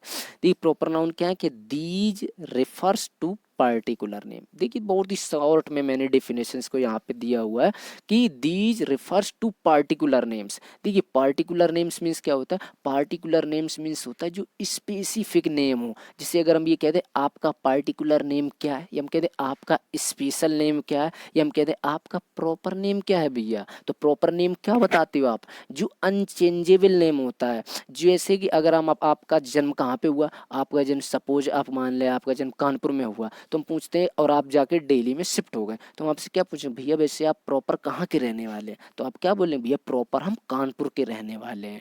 ठीक है, ऐसे ही जो प्रॉपर क्या होता है कि जो पार्टिकुलर नेम होते हैं, यानी विशेष नाम होते हैं जो चेंज नहीं होते हैं, वो सारे क्या कहलाते हैं, पार्टिकुलर नेम्स ही प्रॉपर नाउन कहलाते हैं। जैसे एग्जाम्पल में देखिए रमन, अगर किसी का नेम रमन है तो यानी आप ये समझ लीजिए जो किसी भी पर्सन का जो नेम होता है ना पर्टिकुलर नेम, वो उसका प्रॉपर नेम ही होता है। इंग्लिश देखिए, इंग्लिश एक सब्जेक्ट है कि लैंग्वेज है, इंग्लिश एक लैंग्वेज है, तो ये भी देखो एक पार्टिकुलर ही है। दिल्ली देखिए आप बदल नहीं सकते कि दिल्ली का नाम ये है ये वो है। जितने भी प्रॉपर नेम होते हैं, सिटीज़ के नेम होते हैं, कंट्रीज़ के नेम होते हैं, वो सारे प्रॉपर नेम होते हैं। तो देखिए यहाँ पे दिल्ली लिखा है, कानपुर, लखनऊ, ये सारे क्या हैं, ये सारे प्रॉपर नेम ही है, क्योंकि हम इनको चेंज नहीं कर सकते हैं। नेपाल देखिए कंट्री का नेम है, किसी भी कंट्री का नेम हो आप जनरली उनको नहीं चेंज कर सकते हैं, उनका नेम जो होता है वो सारे प्रॉपर नेम ही होते हैं। रामायण देखिए, रामायण एक बुक है, बुक में ही एक रामायण स्पेशल बुक है, तो बुक क्या हो जाएगी, एक प्रॉपर नाउन हो जाएगी। ताजमहल ये देखिए जो स्पेशल है, स्पेसिफिक है, पार्टिकुलर है, तो ये क्या है, एक प्रॉपर नाउन है। और द गंगा क्या है, ये भी एक प्रॉपर नाउन है। तो आई होप कि आपको प्रॉपर नाउन समझ में आ गया होगा। नेक्स्ट देखिएगा, आगे हम देखते हैं प्रॉपर नाउन के बाद में कौन सा है, प्रॉपर नाउन के बाद हम पढ़ते हैं कॉमन नाउन के बारे में। देखिए कॉमन नाउन क्या होता है, कॉमन नाउन क्या होता है, refers to the name of categories और टाइप्स। यानी देखिए या तो हम किसी भी कैटेगरी की बात करें, यानी ये किस कैटेगरी का है, ये किस टाइप्स का है, तो उसको हम क्या कहते हैं, कॉमन नाउन। जैसे देखिए अगर हम ये बोल दें किस टाइप का है, किस कैटेगरी का है, जैसे तो उसकी कैटेगरी देखिए, ये स्टूडेंट, स्टूडेंट हुआ, लैंग्वेज हुआ, सिटी हुआ, कंट्री हुआ, रिवर हुआ, बुक हुआ, मोनूमेंट हुआ, मदर हुआ, फादर हुआ, स्टेशन हुआ, ये सारे क्या कॉमन नाउन है। अब देखिए अब आप प्रॉपर कॉमन देखिए, जो एयरफोर्स का एग्जाम होता है, जितने भी डिफेंस के एग्जाम होते हैं, air force, navy, SSR, double A, वहाँ पे जनरली एक क्वेश्चन बनता है कि वहाँ पे वो ये कह देगा find the types of noun, यानी ये किस टाइप्स का नाउन है, और एक नाउन आपको दे देगा और आपको वहाँ से पूछेगा ये किस प्रकार का नाउन है, यानी किस काइंड्स का नाउन है। तो आपको वहाँ पे 1 नंबर का ये क्वेश्चन होता है, अगर आपने उसको फाइंड कर लिया तो आपका 1 नंबर पक्का हो जाएगा। अब देखिए हम यहाँ पे आपको समझा दें कि कॉमन नाउन और प्रॉपर नाउन में कैसे हम फर्क करके पहचानते हैं। देखिए जो प्रॉपर नाउन होते हैं वही सारे क्या कहलाते हैं, प्रॉपर नाउन। और कॉमन नाउन दोनों एक ही होते हैं, बट थोड़ा सा फर्क होता है। क्या, देखिए अगर आप किसी भी किसी भी कॉमन नाउन से अगर आप एक को इंडिविजुअल को बाहर कर लें, यानी आप किसी एक को बाहर निकाल लें, तो वो क्या हो जाएगा, वो एक प्रॉपर नाउन हो जाएगा। जैसे देखिए स्टूडेंट है, इन स्टूडेंट्स में से आप किसी एक को निकाल लें, मोहन, सोहन, रोहित, ये सारे स्टूडेंट्स में एक नाम निकालिए, ये पर्टिकुलर नेम बन गए, और ये पर्टिकुलर नेम बन गए तो ये क्या कहलाएंगे, प्रॉपर नाउन कहलाएंगे। दूसरी देखिए लैंग्वेज, अगर हमने आपके लैंग्वेज वर्ड बोला तो आप लैंग्वेज से कंफर्म नहीं होंगे हम किस लैंग्वेज की बात कर रहे हैं, बट अगर इसी लैंग्वेज में से किसी एक लैंग्वेज को निकाल लो आप, हिंदी, मराठी, उर्दू, बांग्ला, ये जितनी भी लैंग्वेज हैं, इन लैंग्वेज को प्रॉपर स्पेसिफिक बना दो, आप जाके उनको विशेष बना दो, जो चेंज ना हो, तो इनमें से किसी में से भी एक की बात करो, इंडिविजुअल एक की बात करोगे तो वो क्या बन जाएगा जाके प्रॉपर। जैसे देख सिटी है, अगर हम सिटी की बात करें तो सिटी एक टाइप्स है, एक सिटी का प्रकार है, यानी टाइप है एक। अब हम ये नहीं इससे पता चल पा रहा कि किस सिटी की हम बात कर रहे हैं, लखनऊ की, दिल्ली की, मुंबई की, बट इस सिटी से अगर आप एक किसी इंडिविजुअल, एक किसी पार्टिकुलर सिटी का नाम ले दें, जैसे कि हम बोल दें कानपुर, मुंबई, दिल्ली, कुछ भी आप बोल दें, बेंगलुरु, जितनी भी ये सिटी हैं, इन सिटी में से किसी एक सिटी को अगर आप बोल देंगे तो वो क्या बन जाएगा, प्रॉपर नाउन बन जाएगा। ऐसे देखिएगा कंट्री, कंट्री में से अगर हम किसी एक कंट्री का नाम ले दो आप, India, America, Japan, Germany, France, ये सारी क्या कंट्रीज हैं। अगर ये कंट्री, अगर इन कंट्री में से किसी एक पार्टिकुलर, एक इंडिविजुअल कंट्री की अगर बात कर देंगे तो फिर वो प्रॉपर बन जाएगा। देखिए रिवर, इन रिवर में से अगर आप किसी एक रिवर की बात कर लें, गंगा, यमुना, सरस्वती, ब्रह्मपुत्र, ये सारी नदियाँ क्या बन जाएंगी, प्रॉपर नाउन बन जाएंगी। बुक देखिए, देखिए अभी हमने ये बुक बताया, बुक एक कॉमन नाउन है, बट इसी बुक में से किसी एक बुक को निकाल लो आप, प्रॉपर उस बुक का नाम बोल दो, रामायण, गीता, महाभारत, बाइबल, ये सारी बुक्स हैं, ये सारी बुक्स क्या बन जाएंगी, ये प्रॉपर बन जाएंगी। मोनूमेंट देखिए, मोनूमेंट का मतलब होता है इमारत, जो चीज़ें हिस्टोरिकल बिल्डिंग्स वगैरह होती हैं, जैसे ताजमहल है, ताजमहल क्या है, एक मोनूमेंट है। ठीक है, देखिए तो मोनूमेंट्स में से किसी एक मोनूमेंट्स को आप निकाल लें, जैसे रेड फोर्ट निकाल लिया, ठीक है, और बुद्धा टेम्पल निकाल लिया आपने, इंडिया गेट निकाल लिया, ये सारे क्या है, मोनूमेंट्स। इन मोनूमेंट्स में से किसी एक इंडिविजुअल की बात करोगे तो वो क्या बन जाएगा, कॉमन नाउन बन, सॉरी प्रॉपर नाउन बन जाएगा।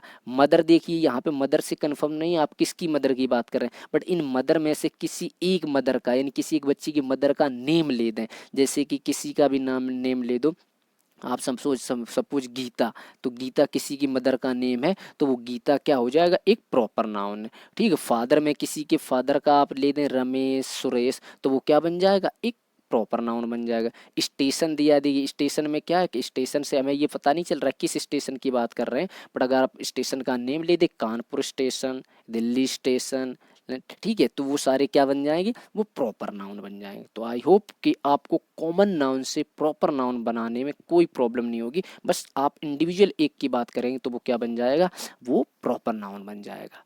ठीक, अब हम आगे चलते हैं, यानी कि 5 टाइप्स बताए थे, 5 टाइप्स में से हमने तीसरा बता रहे कलेक्टिव नाउन। ठीक है, देखिए कलेक्टिव नाउन क्या होते हैं, कलेक्टिव का मतलब क्या होता है, कलेक्शन। कलेक्टिव का मतलब क्या होता है, कलेक्शन या फिर group, refers two nouns of collection और ग्रुप्स। देखिए कलेक्टिव का मतलब होता है जो ग्रुप्स में होंगे, जो कलेक्शंस में होंगे, ठीक, वो सारी चीज़ें क्या होंगी, कलेक्टिव नाउन्स। जैसे देखिए कलेक्टिव नाउन्स, अगर देखिए जो चीज़ ग्रुप में होगी, जो चीज़ कलेक्शन में होगी, तो क्या कभी वो एक सिंगल हो सकती है, कभी नहीं हो सकती है। जो कभी ग्रुप कब बनता है, 2 एंड मोर देन 2, इंग्लिश में 2 से ज़्यादा हो जाएंगे तो वो ग्रुप कहलाएगा, वो प्लूरल बन जाता है तुरंत जाके। ठीक है, तो यहाँ पे ग्रुप्स और कलेक्शन कब बनेगा, जब वो मोर देन 2 होंगे, तभी उसको हम क्या कहेंगे, ग्रुप कहेंगे। जैसे कि फॉर एग्जाम्पल हम ये कह दें क्लास, हम कहते हैं क्लास चल रही है, तो बताइए क्लास में क्या एक बच्चा अगर बैठा है तो एक बच्चा आ सकता है, बट क्या हम एक बच्चे की क्लास कह सकते हैं, क्या हम एक बच्चे से क्लास बना सकते हैं, क्लास में हमेशा 2 एंड मोर देन 2 बच्चे स्टूडेंट्स होने चाहिए, तभी उसको हम क्लास बोलेंगे। आर्मी बताइए, आर्मी है, आर्मी कैसा नाउन है, आर्मी एक कलेक्टिव नाउन है। क्यों कलेक्टिव नाउन है, क्योंकि ये ग्रुप्स है। क्यों, अगर इसके क्या एक एक को क्या हम एक को हम आर्मी कह सकते हैं, अगर एक होगा ना एक आर्मी मैन तो उसको हम सोल्जर बोलते हैं, ना कि हम आर्मी बोलते हैं। ठीक है, तो यहाँ पे ये क्या एक ग्रुप की तरीके से काम करेगा। जैसे आगे बढ़ देखिए जूरी, जूरी जानते, जूरी क्या होता है, जूरी होता है ग्रुप ऑफ जजेज। जूरी क्या होता है, जूरी होता है ग्रुप ऑफ जजेज, यानी आपने कोर्ट में जो जज होते हैं वो जजेज का जो ग्रुप होता है उस ग्रुप को हम क्या बोलते हैं, जूरी। ठीक है, जूरी बोलते हैं। तो जूरी हमेशा बहुत सारे जजेज का समूह हो सकता है, कभी भी एक को हम जूरी नहीं बोलेंगे। ठीक है, आगे देखिए फैमिली, फैमिली कैसा नाउन है, फैमिली एक कलेक्टिव नाउन। क्यों, क्योंकि फैमिली में कभी भी एक पर्सन नहीं होता, एक पर्सन से मिलकर फैमिली नहीं बनती है, फैमिली हमेशा 2 एंड मोर देन पर्सन से मिलकर ही फैमिली बनती है, इसलिए फैमिली क्या है, फैमिली एक कलेक्टिव नाउन है। बंच देखिए, बंच क्या होता है, बंच एक समूह होता है, गुच्छा होता है, जैसे बंच ऑफ, किसी का भी आप बंच बोल सकते हैं। ठीक है, जो गुच्छा होगा, ग्रुप होगा, उसी को हम बोलेंगे, और ग्रुप कभी भी एक से मिलकर नहीं बनता है। जैसे flock, a flock of birds, जो चिड़ियों का झुंड होता है, चिड़ियों का समूह होता है, उसको हम फ्लॉक बोलते हैं। और फ्लॉक में भी हमेशा बहुत सारे वर्ड्स हों, बहुत सारी चीज़ें होंगी, तभी उसको हम फ्लॉक बोलेंगे।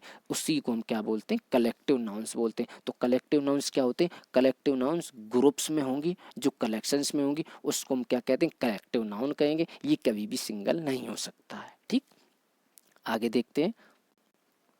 यहाँ पे देखिए एक नोट दिया हमने, इस नोट्स को बहुत अच्छे से समझना है।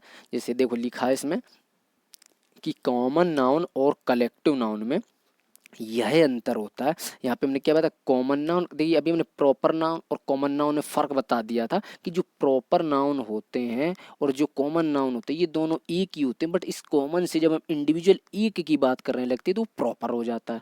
अब यहाँ पे हमने बताया कि जो कॉमन नाउन है, जो कॉमन नाउन है और जो कलेक्टिव नाउन होते हैं, तो कॉमन नाउन और कलेक्टिव नाउन में दोनों में क्या फ़र्क होता है, कॉमन नाउन और कलेक्टिव नाउन में यह अंतर होता है कि देखो कॉमन नाउन होता है वो सिंगुलर भी हो सकता है, बट जो कलेक्टिव नाउन होगा वो ऑलवेज ऑलवेज प्लूरल फॉर्म में होगा। यहाँ से आप बिल्कुल क्रिस्टल की तरीके से समझ चुके होंगे। देखिए एक एग्जाम्पल्स के थ्रू समझाते हैं। हम पहले कॉमन नाउन का एग्जाम्पल लेते हैं। जैसे हमने कहा कॉमन नाउन में क्या लिखा, हमने स्टूडेंट लिख लिया सपोज, ठीक, क्योंकि हमने स्टूडेंट आपको बताया था। तो देखो स्टूडेंट यहाँ पे क्या लिखा है, यह अंतर हो कि कॉमन नाउन जो कलेक्टिव नाउन में अंतर ये होता है कि कॉमन नाउन सिंगुलर भी हो सकता है। यानी देखिए स्टूडेंट, स्टूडेंट एक सिंगुलर है, इसका अगर हम प्लूरल चाहें तो इसमें एस ऐड करके इसका हम प्लूरल भी बना सकते हैं।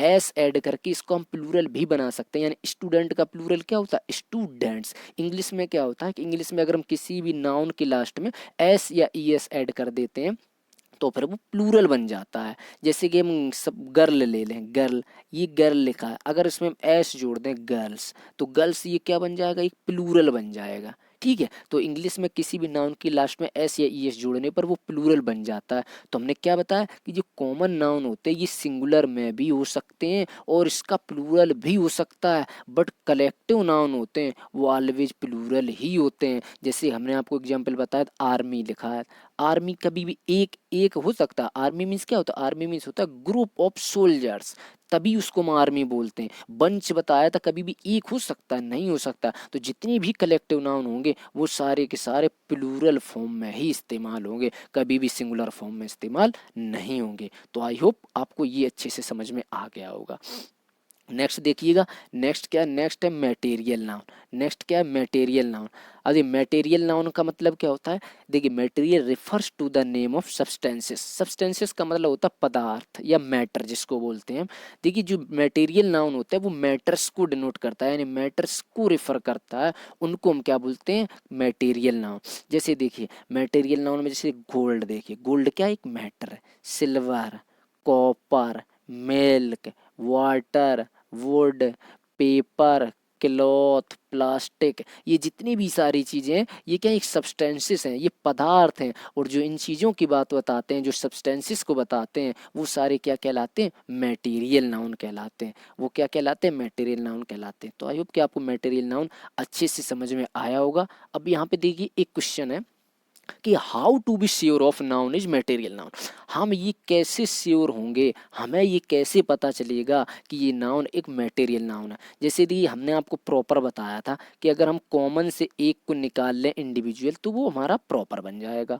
और कॉमन और कलेक्टिव में हमने बताया था कि कॉमन और कलेक्टिव में हमने बहुत सारी फ़र्क पता कर लिए थे। जो कॉमन होता है वो सिंगुलर भी हो सकता है और उसका हम प्लूरल भी बना सकते हैं, बट कलेक्टिव नाउन क्या होते हैं कि कलेक्टिव नाउन ऑलवेज कैसे होते हैं, प्लूरल ही होते हैं। ठीक है, अब यहाँ पे क्वेश्चन ये है कि हम मटेरियल नाउन को कैसे पहचानेंगे, तुरंत देखते ही हम बता दें कि ये नाउन एक मटेरियल नाउन है। तो देखिए इसकी एक ट्रिक ये है कि आपको पूरी दुनिया में जो भी वर्ड दिखे या जो भी चीज़ दिखे उस चीज़ को अगर आप लीटर में, ठीक है, अगर आप उस चीज़ को लीटर में, आप मीटर में और किलोग्राम में, आप अगर साइंस साइड की स्टूडेंट होंगे तो समझ जाएंगे हम केस पद्धति में जैसे होता है वैसे ही यहाँ पे कि लीटर में, मीटर में, किलोग्राम में अगर आपको कोई भी चीज़ दिखे तो आप समझ जाना वो चीज़ क्या होगी, वो एक मटेरियल नाउन ही होगी। जैसे देखिए आप पेट्रोल लेने जाते हैं, पेट्रोल किस में मिलता है, लीटर में मिलता है। आप कैरोसिन लेने जाते हैं वो किस में मिलता है, लीटर में मिलता है। तो जो भी चीज़ आप ये देखें कि इसको हम किस में मेजर करते हैं, इसको हम किस में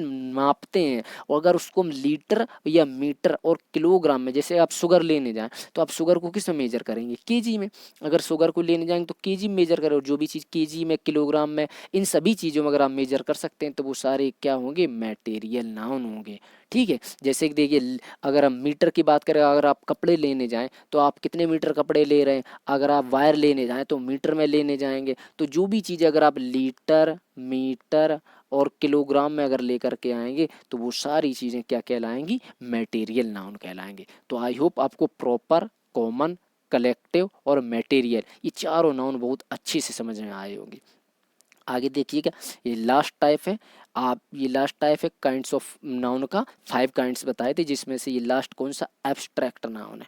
कौन सा, एब्स्ट्रैक्ट नाउन। देखिए एब्स्ट्रैक्ट का मतलब ही होता है कि एब्स्ट्रैक्ट का मतलब ही होता है फीलिंग्स। ठीक है, तो यहाँ पे क्या लिखा है, name of feelings, actions, quality, mental states. ठीक है, देखो जो आपकी फीलिंग्स होती हैं, एक्शंस होती हैं, क्वालिटीज होती हैं या मेंटल स्टेट्स होती हैं। जैसे मेंटल स्टेट्स का मतलब आप बहुत दुखी हैं, आप बहुत खुश हैं, आप बहुत उदास हैं, तो ये सारी क्या है, मेंटल स्टेट्स हैं। तो ये सारी चीज़ें किसके अंतर्गत आती हैं, एब्स्ट्रैक्ट नाउन के अंतर्गत आती हैं, और ये सभी क्या कहलाते हैं, एब्स्ट्रैक्ट नाउन कहलाते हैं। जैसे एग्जाम्पल देखिए, एग्जाम्पल मैंने बहुत सारे दिए, जैसे देखिए पेन, पेन का मतलब दर्द होता है, ये PEN वाला नहीं, ये PAIN वाला। तो ये पेन, पेन मीन्स क्या होता है, दर्द। तो अगर आपको दर्द हो रहा है, सर में दर्द है, तो वहाँ पे ये पेन क्या है, एक मेंटल स्टेट्स है, तो वो क्या हो जाएगी, एब्स्ट्रैक्ट नाउन। जॉय देखिए, ये भी मेंटल स्टेट्स, आप कितने खुश हैं, कितने दुखी हैं, तो ये क्या कहलाएगा, एब्स्ट्रैक्ट नाउन। जेलसी देखिए, आपकी जेलसी क्या होती है, आपके अंदर किसी के प्रति जेलसी जैसी फीलिंग्स होती हैं, तो वो भी आपकी मेंटल स्टेट्स ही है। आप मेंटल स्टेट्स जो भी होती हैं वो सारी क्या कहलाती हैं, एब्स्ट्रैक्ट नाउन। हैप्पीनेस देखिए, आपके अंदर कितनी खुशी है। स्माइल देखिए, स्माइल है। लाफ्टर देखिए, स्माइल, लाफ्टर हंसी होती है। ठीक, डांस, सॉरी ये डांस लिखा, डांस मीन्स नाचना, हाँ डांस भी एक मेंटल स्टेट्स भी हो सकता है, ये दोनों फॉर्म में इस्तेमाल हो सकता है, नाउन और वर्ब के फॉर्म में। डांस मीन्स नाचना भी होता है। ब्रेवरी देखिए, बहादुरी होता है। ऑनेस्टी, ईमानदारी होता है। ठीक, काइंडनेस, दयालुता होता है। स्लेवरी, गुलामी होता है। पोवर्टी, गरीबी होता है। कन्फ्यूजन, कन्फ्यूजन जो डाउट में आप आ जाएं वो कन्फ्यूजन होता है। इलनेस, बीमारी होती है। और ओल्ड एज, पूर्व वृद्धावस्था होती है। तो जो सारी ये चीज़ें क्या होती हैं, जो फीलिंग्स हो आपकी, जो मेंटल स्टेट्स हों, ये सारी चीज़ें क्या कहलाती हैं, एब्स्ट्रैक्ट नाउन कहलाती हैं। ठीक है, तो आई होप कि आपको एब्स्ट्रैक्ट नाउन समझ में आया होगा। अब देखिए यहाँ पे हमने एक फिर से क्वेश्चन किया है कि how to be sure of noun is abstract noun, यानी हम ये कैसे श्योर होंगे कि ये एक नाउन एब्स्ट्रैक्ट नाउन है।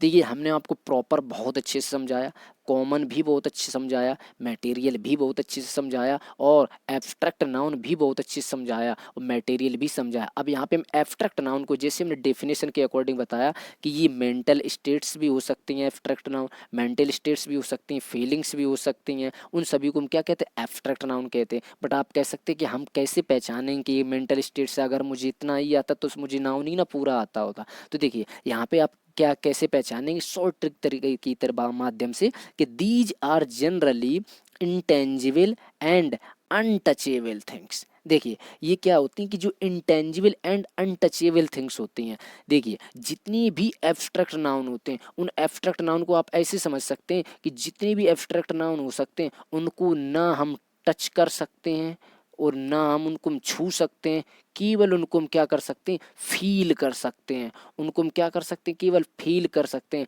आप टच करके नहीं देख सकते। देखिए अब हम इसी डेफिनेशन से यानी अनटचेबल थिंग्स के माध्यम से ही हमने अभी तक जितने एग्जाम्पल बताए वो सारे, देखिए मैं फिर से एक बार आपको बताता हूँ कैसे चेक करें। देखिए अगर देखिए पेन है, अगर कोई आपको कह दे मेरे सर में बहुत ज़्यादा पेन हो रहा है, तो आप क्या उनको टच करके देख पाएंगे कि कितना पेन हो रहा है। ठीक, जॉय, देखिए जॉय मीन्स क्या था, खुश। अब कोई भी इंसान कितना खुश है आप उसको माप पाएंगे, नाप पाएंगे कि कितने खुश हो आप, मुझे भी दिखाओ थोड़ा सा टच करके देखूं कि आप कितने खुश हो, क्या आप उनकी खुशी को टच करके देख पाएंगे। जेलसी, किसी भी इंसान के प्रति आप उनके अंदर आपके प्रति कितनी जेलसी है, क्या आप उनको टच करके देख पाएंगे, आप उनको छू के देख पाएंगे, केवल बस उनके आप एक्शन से ही आप समझ पाएंगे कि हाँ ये इनके प्रति जेलसी है। हैप्पीनेस देखिए, हैप्पीनेस क्या होता है? हैप्पीनेस खुशी होती है। हैप्पीनेस क्या होती है? खुशी। किसी भी इंसान के अंदर कितनी हैप्पीनेस है, वो उसके अंदर कितनी हैप्पीनेस है आप उसको टच करके नहीं देख पाएंगे। स्माइल देखिए, आप कोई कितना अच्छे से स्माइल करता है आप उसे नहीं टच करके देख पाएंगे। आगे देखिए लाफ्टर, हंसी, हंसी को आप नहीं टच कर पाएंगे। ठीक है, ब्रेवरी, किसी की बहादुरी, किसी के अंदर कितनी बहादुरी है, ये तो एक फीलिंग्स हो गई, उसके अंदर गट्स हो गए, लेकिन आप उसे टच करके नहीं देख पाएंगे। ऑनेस्टी देखिए, ईमानदारी, और देखिए काइंडनेस, स्लेवरी, गुलामी, और पोवर्टी, गरीबी, कन्फ्यूजन, इलनेस, बीमारी, ओल्ड एज, वृद्धावस्था। आपने कभी वृद्धावस्था को आप किसी के टच करके देख पाएंगे? हाँ, वृद्ध इंसान को तो टच करके देख पाएंगे, बट ओल्ड एज लिखा है, ओल्ड एज मीन्स होता वृद्धावस्था, तो यहाँ पे आप उसकी वृद्धावस्था को टच करके नहीं देख पाएंगे। इलनेस, किसी की बीमारी को आप नहीं टच करके देख पाएंगे। कन्फ्यूजन में जब आप हो जाएंगे तो किसी इंसान को आप टच करके नहीं देख पाएंगे आप कितने कन्फ्यूजन में। पोवर्टी, किसी भी गरीबी को, कोई इंसान कितनी गरीबी में जीवन यापन कर रहा है आप उसकी गरीबी को समझ तो सकते हैं बट आप उनकी गरीबी को टच करके नहीं देख सकते हैं। स्लेवरी, गुलामी में आप जी तो रहे हैं, आप बाउंडेशन में जी तो रहे हैं, बट आप किसी की स्लेवरी को, गुलामी को आप टच करके नहीं देख पाएंगे। काइंडनेस, दयालुता होती है, किसी भी इंसान के प्रति कितनी काइंडनेस है आपके प्रति आप उसे टच करके नहीं देख पाएंगे। तो एब्स्ट्रैक्ट नाउन आई होप कि आप बहुत अच्छे से समझ जाएंगे बस एक ही कॉन्सेप्ट से। किस कॉन्सेप्ट से? कि दीज आर अनटचेबल थिंग्स। ठीक है, ये सारी कैसी होती है? अनटचेबल थिंग्स होती हैं जिनको हम टच करके नहीं देख पाते हैं, वो सारे क्या कहलाते हैं? Abstract noun. ठीक, तो आई होप कि आपको टाइप्स ऑफ नाउन में हमने जो पता है 5 काइंड्स ऑफ नाउन, ये सारे आपको समझ में आए होंगे। अब यहाँ पे एक क्वेश्चन है कि difference between common noun and collective noun. यहाँ पे वैसे तो आपको बहुत अच्छी समझ में आ गया होगा, फिर भी मैंने शॉर्ट में बताया वही सारी चीज़ कि जो कॉमन नाउन और कलेक्टिव नाउन में क्या डिफरेंस होता है। देखिए, common noun can be used for singular also. Also लिखा है, आल्सो, मैंने क्या लिखा? आल्सो। यानी कि जो कॉमन नाउन होते हैं वो सिंगुलर भी हो सकते हैं और प्लूरल भी हो सकते हैं। जैसे देखिए स्टूडेंट लिखा, अब स्टूडेंट का आप प्लूरल बना सकते हैं। स्टूडेंट को हमने कॉमन नाउन क्यों कहा? क्योंकि देखो अगर इसको हम कॉमन नाउन इसलिए बोल रहे हैं क्योंकि अगर इस कॉमन नाउन से, इस स्टूडेंट से किसी एक पर्टिकुलर को आप निकाल लें मोहन, तो वो क्या बन जाएगा? प्रॉपर। और कॉमन से ही तो हम एक पर्टिकुलर को निकाल के प्रॉपर बनाते थे। गर्ल देखिए, गर्ल दिया है, अगर इस गर्ल का हम प्लूरल बना सकते हैं, गर्ल्स बना सकते हैं। बॉय का प्लूरल बॉयज बना सकते हैं। सिटी का प्लूरल सिटीज बना सकते हैं। अगर इसका हम प्लूरल भी बना सकते हैं, ये कौन से होते हैं? Common noun. ठीक है, तो कॉमन नाउन्स के हम क्या करते हैं? ये सिंगुलर में भी होते हैं और प्लूरल में भी होते हैं। बट जितने भी कलेक्टिव नाउन होते हैं तो कलेक्टिव नाउन्स क्या होते हैं? वो ऑलवेज प्लूरल ही होते हैं। कलेक्टिव नाउन्स कहते कैसे होते हैं? प्लूरल ही होते हैं, यानी कि इनका सिंगुलर फॉर्म नहीं होता है। ठीक, तो ये सबसे जो बिगेस्ट आप कह सकते हैं कि सबसे बड़ा फर्क है, सबसे बड़ा अंतर है, वो यही है कि जो कॉमन नाउन होते हैं वो सिंगुलर में भी इस्तेमाल हो सकते हैं और जो कलेक्टिव नाउन होते हैं वो ऑलवेज कैसे होते हैं? प्लूरल। जैसे हमने एक एग्जांपल बताया, जैसे आर्मी। आर्मी का मतलब क्या होता है? ग्रुप ऑफ सोल्जर्स, यानी जब बहुत सारे सोल्जर्स का एक ग्रुप बनता जाके तब उसको हम आर्मी बोलते हैं। तो यानी आर्मी कभी भी एक पर्सन से मिलकर के नहीं बनती है। ठीक, तो आई होप कि आपको ये डिफरेंस भी अच्छे समझ में आ गया। अगर जितने भी टाइप्स हमने बताए 5 काइंड्स और उनको पहचानने के तरीके, उनको डिफरेंस करने के तरीके, अगर आप पूरी वीडियो ध्यान से सुन रहे होंगे ना तो डेफिनेटली आप एक एक नाउन को फाइंड कर पाएंगे कि ये नाउन किस टाइप्स का है। चलिए आगे चलते हैं। आगे देखिए, आगे क्या दिया? Classification of noun on the basis of accountability. देखिए अभी तक हमने जैसे कि नाउन को देखा, इस नाउन्स को हमने क्या दिया कि नाउन्स को हमने 5 कैटेगरीज में डिवाइड किया, यानी 5 काइंड्स में डिवाइड किया। प्रॉपर, कॉमन, कलेक्टिव, मटेरियल और एब्स्ट्रैक्ट नाउन में। ठीक है, अब देखिए जैसी जैसी इंग्लिश आगे बढ़ती जाती है तो क्या बोलते हैं, चेंजमेंट तो सभी में होता है, ऐसे ही इंग्लिश को भी कुछ चेंजमेंट किया गया इंग्लिश में भी। तो इंग्लिश से पहले जैसे काफ़ी पुराने समय में कि नाउन को 5 कैटेगरी में डिवाइड किया, लेकिन फिर चलते चलते उसको चेंज करके उससे ओनली 2 ही कैटेगरी में डिवाइड कर दिया। वो किसके बेसिस के आधार पर? कि हम काउंटेबिलिटी के आधार पर इन्हीं सारे नाउन्स को हम ओनली 2 पार्ट्स में भी डिवाइड कर सकते हैं, एक काउंटेबल और दूसरा अनकाउंटेबल। देखिए नाउन्स को डिवाइड कर दिया ओनली काउंटेबल और अनकाउंटेबल, बट नाउन थोड़े नहीं चेंज हुए होंगे, नाउन तो वही 5 रहे होंगे। ठीक है, तो देखिए काउंटेबल का मतलब क्या होता है? जैसे देखिए काउंटेबल में क्या लगा हुआ? एक लास्ट में एबल, तो देखिए जिसके लास्ट में टेबल लगता है वो उसका मतलब क्या होता है योग, और काउंट मीन्स क्या होता है गिनना, काउंट मीन्स क्या होता है गिनना, और तो काउंटेबल का मतलब क्या हुआ जो गिने जाने योग्य हो, यानी ऐसे nouns which can be counted जिनको हम गिन सकते हैं वो सारे क्या होते हैं काउंटेबल। देखिए काउंटेबल नाउन्स के लिए हमने यहाँ पे 3 पॉइंट्स लिखे, ये 3 पॉइंट्स हैं जो मोर देन सफिशिएंट है काउंटेबल नाउन्स को रिकॉग्नाइज करने के लिए। देखिए पहला पॉइंट क्या है कि विच कैन बी काउंटेड, जिनको हम काउंट कर सकते हैं वो सारे क्या होंगे काउंटेबल नाउन। अब देखिए अभी हमने जो 5 टाइप्स पढ़े थे जिसमें प्रॉपर, कॉमन, कलेक्टिव, मटेरियल और एब्स्ट्रैक्ट, इन्हीं 5 नाउन्स में तो यही नाउन्स को तो हमने एक छोटा सा रूप बना के काउंटेबल और अनकाउंटेबल में डिवाइड कर दिया, बट होंगे तो यही। तो आप देखिए जाके उन 5 में से जो कॉमन नाउन होते हैं और जो कलेक्टिव नाउन होते हैं, जैसे कॉमन में बॉय था, गर्ल था, तो उन्हीं को तो हम गिन पाते थे, तो कॉमन को हम गिन पाते थे। कलेक्टिव में देखिए हमने आर्मी बताया था, आर्मी में क्या था सोल्जर्स का समूह था, सोल्जर्स का ग्रुप था। तो जितनी भी कॉमन नाउन होंगे और कलेक्टिव नाउन होंगे उन्हीं को तो हम गिन पाएंगे, तो ये दोनों क्या कहलाएंगे, ये सारे काउंटेबल के अंतर्गत आ जाएंगे। ठीक है, और नेक्स्ट देखिए तीसरा पॉइंट क्या है कि nouns which have plural forms, और जितने भी काउंटेबल होंगे उन्हीं का तो हम प्लूरल फॉर्म बना पाएंगे। देखिए प्लूरल का मतलब क्या होता है, प्लूरल का इंग्लिश में मतलब होता है एक से अधिक बनाना। अब जैसे देखिए गर्ल्स लिखा था, गर्ल बॉय लिखा है, तो ये देखो बॉयज लिखा है, सिटीज लिखा है, रुपीज लिखा है, तो प्लूरल का मतलब एक से ज्यादा उन्हीं को हम बना पाएंगे जिनको हम गिन पाएंगे। अब हम कहते पानी है, वाटर है, तो वाटर का प्लूरल बना तो क्या वाटर का प्लूरल होगा, क्यों, वाटर का तो हम कोई प्लूरल बना ही नहीं सकते क्योंकि इनको हम काउंट ही नहीं कर सकते हैं। तो यहाँ पे 3 पॉइंट्स ये लर्न रखना आपको काउंटेबल में कि काउंटेबल नाउन्स वे होते हैं जिनको हम गिन सकते हैं, और गिन किन किन को सकते हैं, कॉमन नाउन को और कलेक्टिव नाउन्स को हम गिन सकते हैं। और तीसरा पॉइंट्स क्या है कि काउंटेबल नाउन्स को जिनको हम गिन सकते हैं उनके हम प्लूरल भी बना सकते हैं, जैसे कि बॉय का बॉयज, सिटी का सिटीज, रुपी का रुपीज। तो आई होप आपको काउंटेबल नाउन समझ में आ गया होगा। नेक्स्ट देखिएगा अनकाउंटेबल नाउन, कौन सा अनकाउंटेबल नाउन। अब देखिए अनकाउंटेबल, देखिए इंग्लिश में जहाँ कहीं पे अन लगा मिल जाए, ए एन लगा मिल जाए, एंटी लगा मिल जाए, ठीक है, ये सारे एकदम उस शब्द को एकदम नेगेटिव बना देते हैं। जैसे काउंटेबल का मतलब हमने पढ़ा था, काउंटेबल का मतलब विच कैन बी काउंटेड, जिसको हम काउंट कर सकते थे वो क्या कहलाते थे काउंटेबल, और अनकाउंटेबल का मतलब क्या हो गया विच कैन नॉट बी काउंटेड, यानी इनको हम गिन नहीं सकते। यहाँ पे नोट आ गया विच कैन नॉट बी काउंटेड, जिसको हम नहीं गिन सकते हैं। दूसरा देखिए विच आर, अब देखिए गिन किन किन को नहीं सकते, देखिए मटेरियल नाउन, देखो जितने भी मटेरियल नाउन हमने बताया, मटेरियल कौन कौन से बताया, जैसे गोल्ड हुआ, सिल्वर हुआ, ये तो लीटर, मीटर और किलोग्राम में होते हैं। हमने शॉर्ट ट्रिक क्या बताई, अब आपको इतने से ही एग्जाम में जो क्वेश्चन से एरर पकड़ना, सिर्फ इतने से ही पकड़ना है कि जो मटेरियल होंगे वो क्या होंगे, वो लीटर, मीटर, किलोग्राम। आप क्या उसमें जो ऑयल लेने जाते हैं, आप तेल लेने जाते हैं, आप पेट्रोल लेने जाते हैं, तो क्या आप कभी भी ये कहते भैया 1 पेट्रोल दे दो, भैया 5 चीनी दे दो, ऐसे कभी बोलते हो, कभी नहीं बोलते हो। तो वही तो सारे जो लीटर में लाओ, जो मीटर में लाओ, वो जो किलोग्राम में लाओ, वो सारे मटेरियल होते हैं। तो मटेरियल नाउन्स को क्या हम काउंट कर पाएंगे, बिल्कुल नहीं काउंट कर पाएंगे। और जो एब्स्ट्रैक्ट नाउन थे वो तो बिल्कुल ही फीलिंग्स थी, उनको तो हम टच ही नहीं कर पाएंगे। अब जिनको हम टच नहीं कर सकते थे तो उनको हम काउंट क्या कर पाएंगे, जैसे जॉय था, अब किसी के अंदर जो खुशी है उसको हम छू तक तो पा नहीं रहा है, उसको हम टच तो कर नहीं पा रहे, तो उसको हम काउंट कैसे कर पाएंगे। तो जितने भी जो मटेरियल और एब्स्ट्रैक्ट नाउन थे वो नाउन किस में चले गए थे, अनकाउंटेबल में, यानी ये किस में आ गए अनकाउंटेबल। जैसे प्रॉपर, कॉमन और कलेक्टिव वो किस में चले गए थे काउंटेबल में, और मटेरियल और एब्स्ट्रैक्ट किस में आ गए अनकाउंटेबल में। तो देखिए थे वही, बस केवल नाम उसका चेंज करके थोड़ा सा शॉर्ट में कर दिया गया।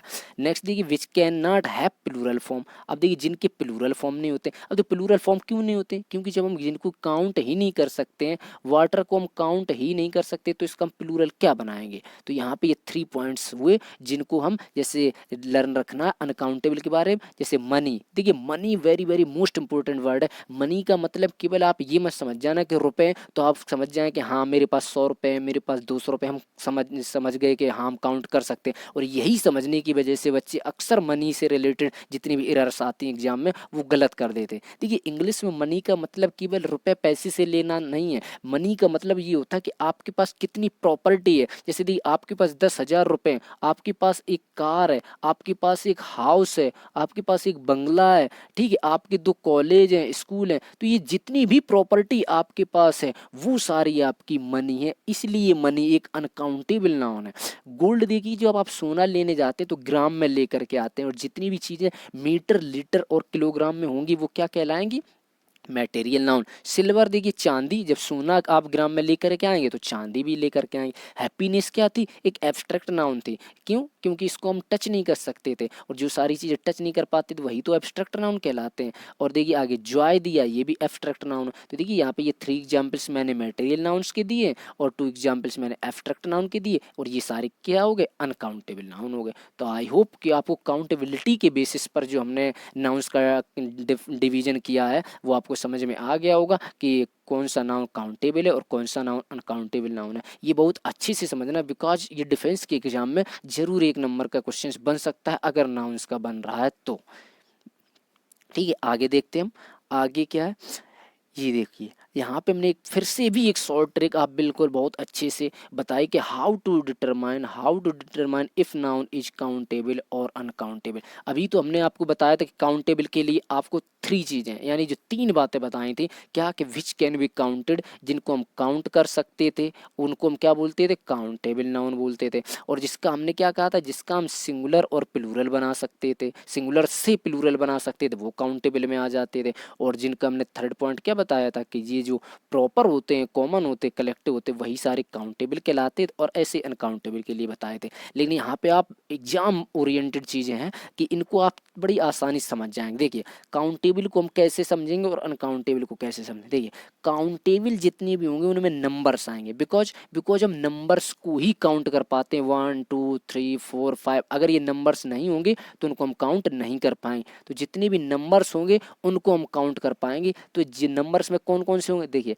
ई मीन्स एक, एन मीन्स, देखिए इंग्लिश में ई और एन का मतलब 1 होता है। ठीक, आप ये कह दें आ बॉय, यानी ए बॉय भी आप बोल सकते हैं, या आप 1 बॉय भी बोल सकते हैं, ई की बात है इंग्लिश में। ठीक है, लेकिन कुछ केसेस ऐसे होते हैं जहाँ पे आप ई का ही इस्तेमाल करेंगे, 1 का इस्तेमाल नहीं करेंगे। आप कुछ ऐसे केसेस होते हैं जहाँ पे आप एक के लिए 1 का इस्तेमाल करेंगे, ए का नहीं करेंगे। कुछ जगह पे ए का करते हैं, जैसे आप अगर आपको 100 रुपीज़ लिखना है तो आप वहाँ पे ए आ 100 रुपीज़ नहीं लिखेंगे, वहाँ पे आप 100 रुपीज़ ही लिखेंगे।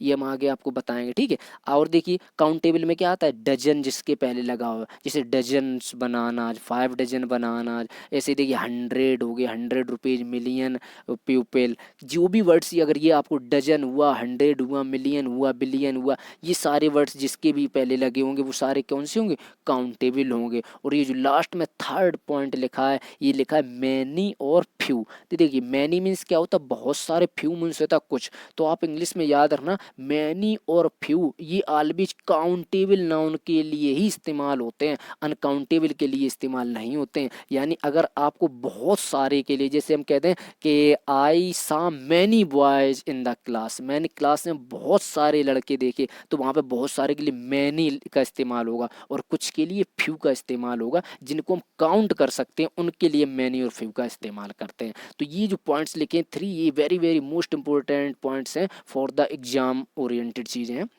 आगे देखिए अनकाउंटेबल में क्या होता है, अनकाउंटेबल में क्वांटिटी आती है, हमने क्वालिटी नहीं लिखा, क्वांटिटी लिखा है। क्वांटिटी का मतलब क्या होता है, क्वांटिटी का मतलब मात्रा होता है, कि जिस चीज़ को हम क्वांटिटी जो लीटर मीटर में आती हैं, ठीक है, वो सारी चीज़ें क्या होता है, ये क्वांटिटी। जैसे देखिए अगर आप लेंथ की बात करें तो लेंथ को किस में मेजर करते हैं, या मीटर में मेजर करते हैं। तो जो भी चीज़ें मीटर में होंगी, तो पहले हमने बताया था मीटर में जो भी चीज़ होगी वो कौन किस में जाएगी, मीटर में होगी तो मटेरियल में जाएगी। और मटेरियल नाउन किस में था, अनकाउंटेबल। तो अर्थात जो भी चीज़ मीटर में होगी वो किस में होगी, अनकाउंटेबल में होगी। आगे देखिए मास, मास मीन्स होता है द्रव्यमान, और मास को किस में मेजर करते हैं, ग्राम में। तो देखिए जो भी चीज़ ग्राम में होगी, तो हमने बताया जो भी चीज़ ग्राम में मेजर करते हैं वो किस में आती है, मटेरियल में। और हमने आपको बताया था मटेरियल नाउन किस में गए थे, अनकाउंटेबल में हमने उसमें रखा था।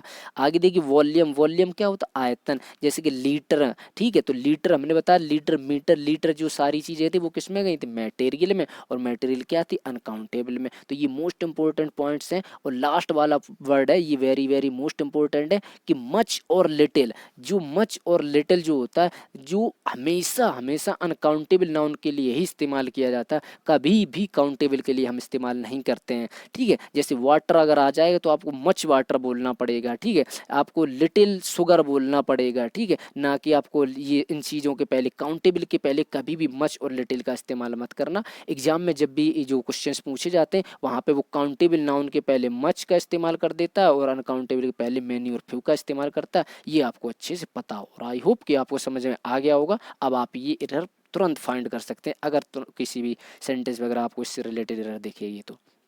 ठीक है, यहाँ पे अगर देखिए हमने 2 सेंटेंसेस को दिए, आप इनको करेक्ट करने की कोशिश कीजिए। अभी तक हमने जितना बताया उसी से रिलेटेड ये सारी एरर है। ठीक है, देखिए यहाँ पे क्या लिखा, आ man bought a shop from a shop. ठीक है, यानी a man bought a shop from a shop. देखिए हम स्टार्टिंग से चेक करते हैं। देखिए कोई भी सेंटेंस जो स्टार्ट होता है वो किससे स्टार्ट होता है, सब्जेक्ट से। सब्जेक्ट क्या होता है, नाउन और प्रोनाउन। और देखिए मैन, ये नाउन है। क्यों नाउन है, क्योंकि इसके पहले ए आर्टिकल लगा है। ठीक, तो आई होप कि आपने समझ लिया ये नाउन है। इसके बाद क्या आता है, इसके बाद आती है हेल्पिंग वर्ब या फिर वर्ब। देखिए मेन वर्ब अकेले भी आ सकती है बट हेल्पिंग वर्ब हमेशा बिना मेन वर्ब के नहीं आएगी। तो यहाँ पे देखो बॉट, बाई का सेकंड फॉर्म है बॉट, ये वर्ब हो गई। ठीक है, अब वर्ब के बाद क्या आता है, वर्ब का ऑब्जेक्ट। और ऑब्जेक्ट क्या होता है, नाउन या प्रोनाउन। ये शॉप का मतलब साबुन है। ठीक है, ये इसका ऑब्जेक्ट हो गया। इसके बाद ये फ्रॉम, फ्रॉम एक क्या प्रपोजिशन है। अगर ये प्रपोजिशन और प्रपोजिशन के बाद भी क्या आता है, प्रपोजिशन ऑब्जेक्ट। ऑब्जेक्ट क्या होता है, नाउन और प्रोनाउन। तो ये देखिए यहाँ पे ए आर्टिकल लगा, इसलिए शॉप एक नाउन। इस शॉप का मतलब दुकान है, इस शॉप का मतलब साबुन है। अब देखिए इसमें एरर क्या है, ये एग्जाम्स का एक क्वेश्चन है, ये पूछा हुआ क्वेश्चन है। देखिए ये जो सॉप दिया है, SOAP, सॉप मीन्स क्या होता है, साबुन। हमने आपको बताया था कि जो ए और एन होते हैं, ए और एन हम किन के पहले लगाते हैं, काउंटेबल के पहले, जिनको हम काउंट कर सकते हैं। और जिनको हम काउंट नहीं कर सकते हैं उनके पहले हम ए और एन का इस्तेमाल नहीं करते हैं। तो आप कहें कि हम साबुन को नहीं काउंट कर सकते, आपके माइंड में यही आएगा कि हम साबुन को काउंट कर सकते हैं। और जो एग्जामिनर होता है ना, जो पेपर सेटर होता है, हमेशा यही चीज़ें सोच करके एग्जाम में बनाता है। इसलिए ये shop word very very most important है। देखिए जब आप सॉप लेने जाएंगे तो आप देखना कि अब जब आप साबुन लाएंगे तो आप उस साबुन पर देखना, साबुन पर हमेशा ये लिखा होगा 50 ग्राम, 40 ग्राम, 30 ग्राम, यानी इतने ग्राम की ये साबुन है, इतने ग्राम की ये साबुन है। जब उसमें ग्राम में लिखा होगा तो हमने आपको बताया था जो भी चीज़ लीटर मीटर और किलोग्राम में होगी या ग्राम में होगी वो सारी क्या होगी, मटेरियल नाउन होगी। और मटेरियल नाउन क्या थे, अनकाउंटेबल नाउन थे। और क्या अनकाउंटेबल नाउन के पहले हम ए या एन का इस्तेमाल करते नहीं करते हैं, इसलिए यहाँ से ए को हटाना था, ए को रिमूव करना था। तब ये सेंटेंस सही होगा जाके कि I bought shop from a shop. देखिए अगर आपने एक साबुन खरीदी है तो आप यहाँ पे बोल सकते हैं शॉप, ए हटा सकते हैं। ठीक है, ए को हटाने के बाद भी आप सेंटेंस को सही कर सकते हैं। या फिर आप ये भी कह सकते हैं a piece of shop, PIECE वाला लिखना है। ठीक, कहीं आप पीस शांति वाला लिख दें, आप पीस ऑफ शॉप, ये भी आप लिख सकते हैं, आप पीस ऑफ शॉप, ये भी बिल्कुल सही है। लेकिन आपको वहाँ पे एग्जाम में सही नहीं करवाने को कहेगा, क्योंकि अगर आप किसी 12th तक स्टैंडर्ड्स तक कर रहे हैं तो आपको लिखना भी पड़ेगा। बट एग्जाम में जो होते हैं जितने भी गवर्नमेंट एग्जाम्स, वहाँ पे सिर्फ आपसे एरर फाइंड करने को कहा जाता है, ना कि सही करने को कहा जाता है। अगर आपको सही करना है तो आप पीस ऑफ शॉप भी लिख सकते हैं, एक साबुन। ठीक है, अगर आपको एक की जगह पे अगर आपको एक से अगर ज़्यादा खरीदना तो अगर आप 2 लिखेंगे तो देखना यहाँ पे 2 हो गया, तो अब यहाँ पे पीस नहीं हुआ, pieces, PIECES, pieces of shop हो जाएगा। कुछ खरीदनी है तो आप बोलेंगे सम पीसेस ऑफ शॉप बोलेंगे।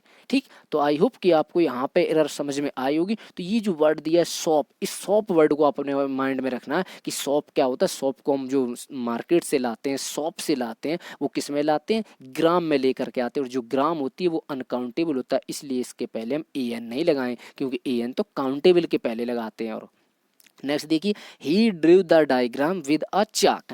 ठीक है, ही यहाँ पे हम चेक करते हैं एक सेंटेंस को। कोई सेंटेंस स्टार्ट हुआ सब्जेक्ट से, स्टार्ट हुआ, सब्जेक्ट क्या होता है, नाउन और प्रोनाउन। ही क्या होगा, प्रोनाउन हो गया। ड्रा का सेकंड फॉर्म हो गया ड्रू, ये ड्रा मीन्स क्या होता है, खींचना है या वही आपको डायग्राम आयग्राम बनाना, तो ये ड्रू हो गया, ये एक वर्ब हो गई। वर्ब के बाद क्या आता है, वर्ब का ऑब्जेक्ट, ऑब्जेक्ट क्या होता है, नाउन या प्रोनाउन। ये क्या है, नाउन। हमने कैसे समझा, द आर्टिकल लगा है। इसके बाद विद क्या हो गया, विद एक प्रपोजिशन हो गया। प्रपोजिशन के बाद क्या था, प्रपोजिशन का ऑब्जेक्ट, ऑब्जेक्ट क्या होता है, नाउन या प्रोनाउन। ठीक है, तो यहाँ पे चौक, चौक क्या एक नाउन है। अब यहाँ पे एरर क्या, क्या आपको पता चली एरर क्या है, ये भी एग्जाम में पूछा हुआ क्वेश्चन है। देखिए यहाँ पे एरर ये है, जो ये चौक होती है, ठीक है, आप चौक को जानते हैं कि हाँ आप एक चौक लाओ, 2 चौक लाओ, 3 चौक लाओ, बट आप जब भी चौक के डब्बे को देखेंगे ना तो वो डब्बे में जो चौक आती ना, आप उस चौक से समझे जो खड़िया जो पहले चलती थी बोर्ड पर, जो सरकारी स्कूलों में बड़े बड़े आते थे, वो चौक कैसे आती थी कि 1 किलो चौक ले आना, 2 किलो चौक ले आना, ऐसे बोलते थे। तो वहाँ पे जो चौक होती है वो चौक कैसे आती थी, किलोग्राम में आती थी, ग्राम में आती थी। और जो भी चीज़ें लीटर मीटर किलोग्राम में होंगी वो अनकाउंटेबल होंगी। और जो अनकाउंटेबल होंगी, क्या अनकाउंटेबल नाउन्स के पहले हम ए एन का इस्तेमाल करते हैं? नहीं करते हैं। तो यहाँ पे हम ए का इस्तेमाल नहीं करेंगे। He drew the diagram with chalk is right answer. आप फिर से अपने आप से भी एनालाइज करने की कोशिश करें। आई होप कि आपको बहुत अच्छे से समझ में आया होगा। अब देखिए यहाँ पे मैंने कुछ वर्ड्स लिखे हैं। यहाँ पे आपको identity the kind of noun below sentences, यानी इस सेंटेंसेस के नीचे कुछ मैंने वर्ड्स दिए हैं। इन वर्ड्स को आपको आइडेंटिटी करना है, यानी पहचानना है। क्यों पहचानना? क्योंकि ये सारे वर्ड्स जब तक आप पहचान नहीं पाएंगे तब तक वो आपसे आर्टिकल में इधर उधर आपसे एग्जामिनर जो भी पेपर सेटर होगा वो आपको देख के आपसे एरर पूछता रहेगा और आप समझ नहीं पाएंगे कि ये कौन सा वर्ड है, कि ये काउंटेबल है कि अनकाउंटेबल है। इसीलिए मैंने यहाँ पे ऐसे कुछ वर्ड्स दिए हैं जो very very frequently asked in exams होते हैं, वो वर्ड्स ही पूछे जाते हैं। तो इन सभी शब्दों को हमें पहचानना है और इन शब्दों को पहचानने के बाद आप इनको अच्छे से नोट करना, क्योंकि यही सारे वर्ड्स हैं जो बार बार एग्जाम में रिपीट होते रहते हैं। देखिए पीओपी दिया है, नेक्स्ट क्या दिया, यहाँ पे आपको लिखना है कि ये जो नाउन दिया है किस कैटेगरी का है, इस नाउन्स का आपको टाइप लिखना। देखिए पीओपी, तो आपने पीओपी देखा होगा कि जो घर में यूज होती है, जिसका पूरा नाम क्या, प्लास्टर ऑफ पेरिस। ये एक मटेरियल होता है और जो एक मैटर होता है, पदार्थ होता है, अगर ये मैटर है तो ये क्या हो जाएगा, मैटेरियल नाउन। ठीक है, ये क्या हो जाएगा, ये एक मैटेरियल नाउन हो जाएगा। ठीक है, यहाँ पे मैं शॉर्ट में लिखता जा रहा हूँ, मैटेरियल नाउन हो जाएगा। ठीक, यहाँ पे ये मैटेरियल नाउन हो गया। आगे देखिए सन। अब देखिए वो सारे जितने भी हमने आपकी जो डेफिनेशन बताई थी, शॉर्ट में बताए कैसे समझना है कि प्रॉपर कॉमन कलेक्टिव, वो हम शॉर्ट में यहाँ पे आपको बिल्कुल बताते चल रहे हैं और आप समझने की कोशिश करें। देखिए सन, सन को हम चेंज नहीं कर सकते थे, किसी के भी नाम को हम चेंज नहीं कर सकते, सन सन ही होता है, इसलिए ये क्या हो गया, एक प्रॉपर नाउन हो गया। क्रू, देखिए क्रू ऑफ सेलर्स होता है, क्रू ऑफ सेलर्स, ये SEILERS वाला है। ठीक है, क्रू ऑफ सेलर्स, सेलर्स मतलब होता है नाविक, जो नाव चलाते हैं, नाव चलाने वाले के समूह को हम क्रू बोलते हैं। एक पर्सन का ये कभी भी क्रू नहीं होता है, इसलिए क्या है, ये एक कलेक्टिव नाउन है। ये क्या है, ये कलेक्टिव नाउन है। ठीक है, आगे देखिएगा सीमेंट। सीमेंट तो आपको पता ही है, सीमेंट आप कैसे लेके जाते हैं, एक बोरी सीमेंट, 50 किलो की सीमेंट, 20 किलो सीमेंट, तो ये किलो में लेकर के गए, तो किलोग्राम में लेकर के गए, तो ये कौन सा हो गया, मटेरियल हो गया। स्वेटर, देखिए स्वेटर याद रखना। अब देखो आप स्वेटर में कंफ्यूज हो सकते हैं। देखिए स्वेटर क्या है, स्वेटर एक कॉमन नाउन है। कैसे कॉमन नाउन है, देखिए अगर आप इस स्वेटर में से आप किसी कंपनी के स्वेटर का नाम बोल दें, ठीक है, जैसे शर्ट है, अगर शर्ट में से जैसे स्वेटर है वैसे शर्ट है, अगर हम शर्ट में ये बोलते भैया टैटली की शर्ट दिखाना, अगर आपने उसका नाम बोल दिया प्रॉपर कि टैटली की शर्ट, तो आप समझ जाएं कि ये प्रॉपर नाउन हो गया। अदरवाइज इस क्या है, कॉमन नाउन है। तो स्वेटर क्या है, स्वेटर एक कॉमन नाउन है। आगे देखिए एडिडास, तो देखिए एडिडास एक कंपनी है। ठीक है, अगर हम कंपनी वर्ड बोल देते, देखिए कंपनी वर्ड बोल देते, तो अगर ये कंपनी बोलते तो कंपनी का मतलब क्या था, हमें कंफर्म ही नहीं है किस कंपनी की हम बात बता रहे हैं, बट उस कंपनी में से किसी एक कंपनी की बात कर रहा है एडिडास, तो एडिडास क्या हो जाएगा, एडिडास एक प्रॉपर नाउन हो जाएगा। एडिडास क्या हो जाएगा, एडिडास एक प्रॉपर नाउन हो जाएगा। अब आगे देखिए फील्ड, देखिए फील्ड दिया है, अब हम फील्ड की बात बता रहे हैं, फील्ड मीन्स क्या होता है, मैदान। अब हम किसी अगर फील्ड की बात करें जिसका हम ग्रीन फील्ड, अगर ग्रीन फील्ड अगर उसका प्रॉपर नेम बोल दिया तो प्रॉपर नाउन हो जाएगा। अदरवाइज फील्ड कैसा है, फील्ड एक कॉमन नाउन है। ठीक है, आगे देखिए कमेंटेटर दिया है, लास्ट वर्ड क्या है, कमेंटेटर। अब देखिए कमेंटेटर जो कमेंट्री करता है, मैचेज ऐसे में जो कमेंट्री करता है उसको हम कमेंटेटर बोलते हैं। ठीक, अब देखिए कमेंटेटर में अगर हम उस कमेंटेटर का नेम बोल दें तो वो प्रॉपर हो जाएगा, बट ये कमेंटेटर है, हमें पता ही नहीं किस कमेंटेटर की बात कर रहे हैं, तो ये कमेंटेटर क्या हो जाएगा, एक कॉमन नाउन हो जाएगा। आगे देखिए, आगे कुछ और वर्ड्स दिए, जैसे देखिए आगे ये दिया है ताजमहल, तो ये तो मैंने सीधे एग्जाम्पल बताया था, जितने भी हिस्टोरिकल बिल्डिंग्स होती हैं उन मोनूमेंट्स में से जब हमने एक को अलग किया था वो ताजमहल निकला था। तो ताजमहल क्या है, ताजमहल एक प्रॉपर नाउन है। आगे देखिए कोका कोला, देखो कोका कोला, देखिए अगर हम कोल्ड ड्रिंक की बात करें, ठीक, अगर हम यहाँ पे कोल्ड ड्रिंक लिख दें कि ये कोल्ड ड्रिंक, अगर कोल्ड ड्रिंक की बात करें तो ये क्या है, कोल्ड ड्रिंक एक क्या है, कोल्ड ड्रिंक एक कॉमन नाउन है। बट इस कोल्ड ड्रिंक में से किसी एक कोल्ड ड्रिंक की आप बात करते, Coca Cola, Thums Up, Sprite, Dew, ये सारे उसके नेम बोल दें, यानी उसके एक स्पेसिफिक नेम बोल दें, एक पर्टिकुलर नेम बोल दें, तो वो प्रॉपर बन जाता है जाके। जैसे देखिए बुक, अब इस बुक क्या है, बुक एक कॉमन नाउन है। क्यों कॉमन नाउन है, क्योंकि अगर इसी बुक से अगर हम किसी एक बुक को निकाल लें, जैसे रामायण, गीता, महाभारत, बाइबल, कुरान, तो ये सारी बुक्स क्या कहलाएंगी, ये बुक्स प्रॉपर नाउन कहलाएंगी।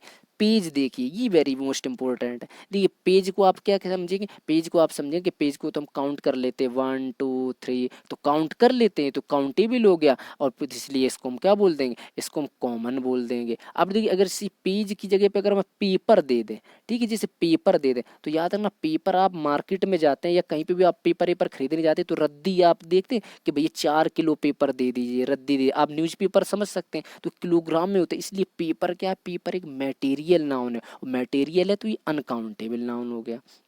फियर देखिए, फियर मीन्स क्या होता है, फियर मीन्स डर होता है, और फियर को आप टच करके तो देख नहीं सकते, ये एब्स्ट्रैक्ट नाउन हो गया, और एब्स्ट्रैक्ट नाउन हो गया, ये तो हमने आपको बताया ही था कि फियर क्या हो गया, फियर एक एब्स्ट्रैक्ट नाउन हो गया। आगे देखिए फैन, फैन मीन्स क्या होता है, पंखा, फैन मीन्स क्या होता है, पंखा। अब देखिए अगर इस फैन में से किसी कंपनी का नेम ले दें आप, कि किस कंपनी का ये फैन है, तो फिर वो क्या बन जाएगा, प्रॉपर, और अदरवाइज फैन क्या है, एक कॉमन है। आगे देखिए फ्रेंड, फ्रेंड दिया, फ्रेंड भी हमने क्या कहा, अगर फ्रेंड एक कॉमन नाउन है, अगर इस फ्रेंड में से किसी एक फ्रेंड की हम बात करते हैं, ठीक है, जैसे इस फ्रेंड से एक निकाल ले, मोहन का फ्रेंड, सोहन का फ्रेंड, स्पेशल बोल दें, पर्टिकुलर बोल दें, तो फिर वो क्या हो जाएगा, वो प्रॉपर नाउन हो जाएगा। अदरवाइज ये फ्रेंड क्या है, फ्रेंड एक कॉमन नाउन है। आगे देखिए वूलन, वूलन क्या होता है, देखिए वूलन क्या होता है, वूलन एक मटेरियल नाउन है। आप समझे, वूलन मीन्स क्या होता है, ऊन होता है। देखिए आप मार्केट में जाएंगे तो वूलन क्या कहेंगे कि कितने ग्राम वूलन चाहिए, कितने ग्राम चाहिए, तो आप उसको ग्राम में लेते हैं, ग्राम में, किलोग्राम में, जो भी चीज़ ग्राम, किलोग्राम या लीटर मीटर में होंगी, वो क्या होंगी, सारी की सारी मटेरियल होंगी। आगे देखिए शर्ट, शर्ट मैंने बताया था, शर्ट क्या है, शर्ट एक क्या है, शर्ट एक कॉमन नाउन है। अगर उसी कंपनी का नेम ले दें कि किस कंपनी की ये शर्ट है, तो फिर वो प्रॉपर शर्ट हो जाएगी, प्रॉपर नाउन हो जाएगी। ठीक, तो आई होप कि मैंने ये वीडियो जो बनाई है ये आपको बहुत अच्छी लगी होगी। Thanks for watching this video, और अगर वीडियो बहुत अच्छी लगी हो तो हमारे इस चैनल सीजीएल के शिकार को आप सब्सक्राइब कर लें, ताकि आपको कोई भी वीडियो हम बना करके डालें आपको तुरंत नोटिफिकेशन मिल जाए। और हाँ, इस चैनल को सब्सक्राइब जरूर करें, शेयर करें, प्लीज़ प्लीज़ शेयर जरूर करें, वीडियो को लाइक करें। And thanks for watching this video, tata bye bye and take care, stay tuned.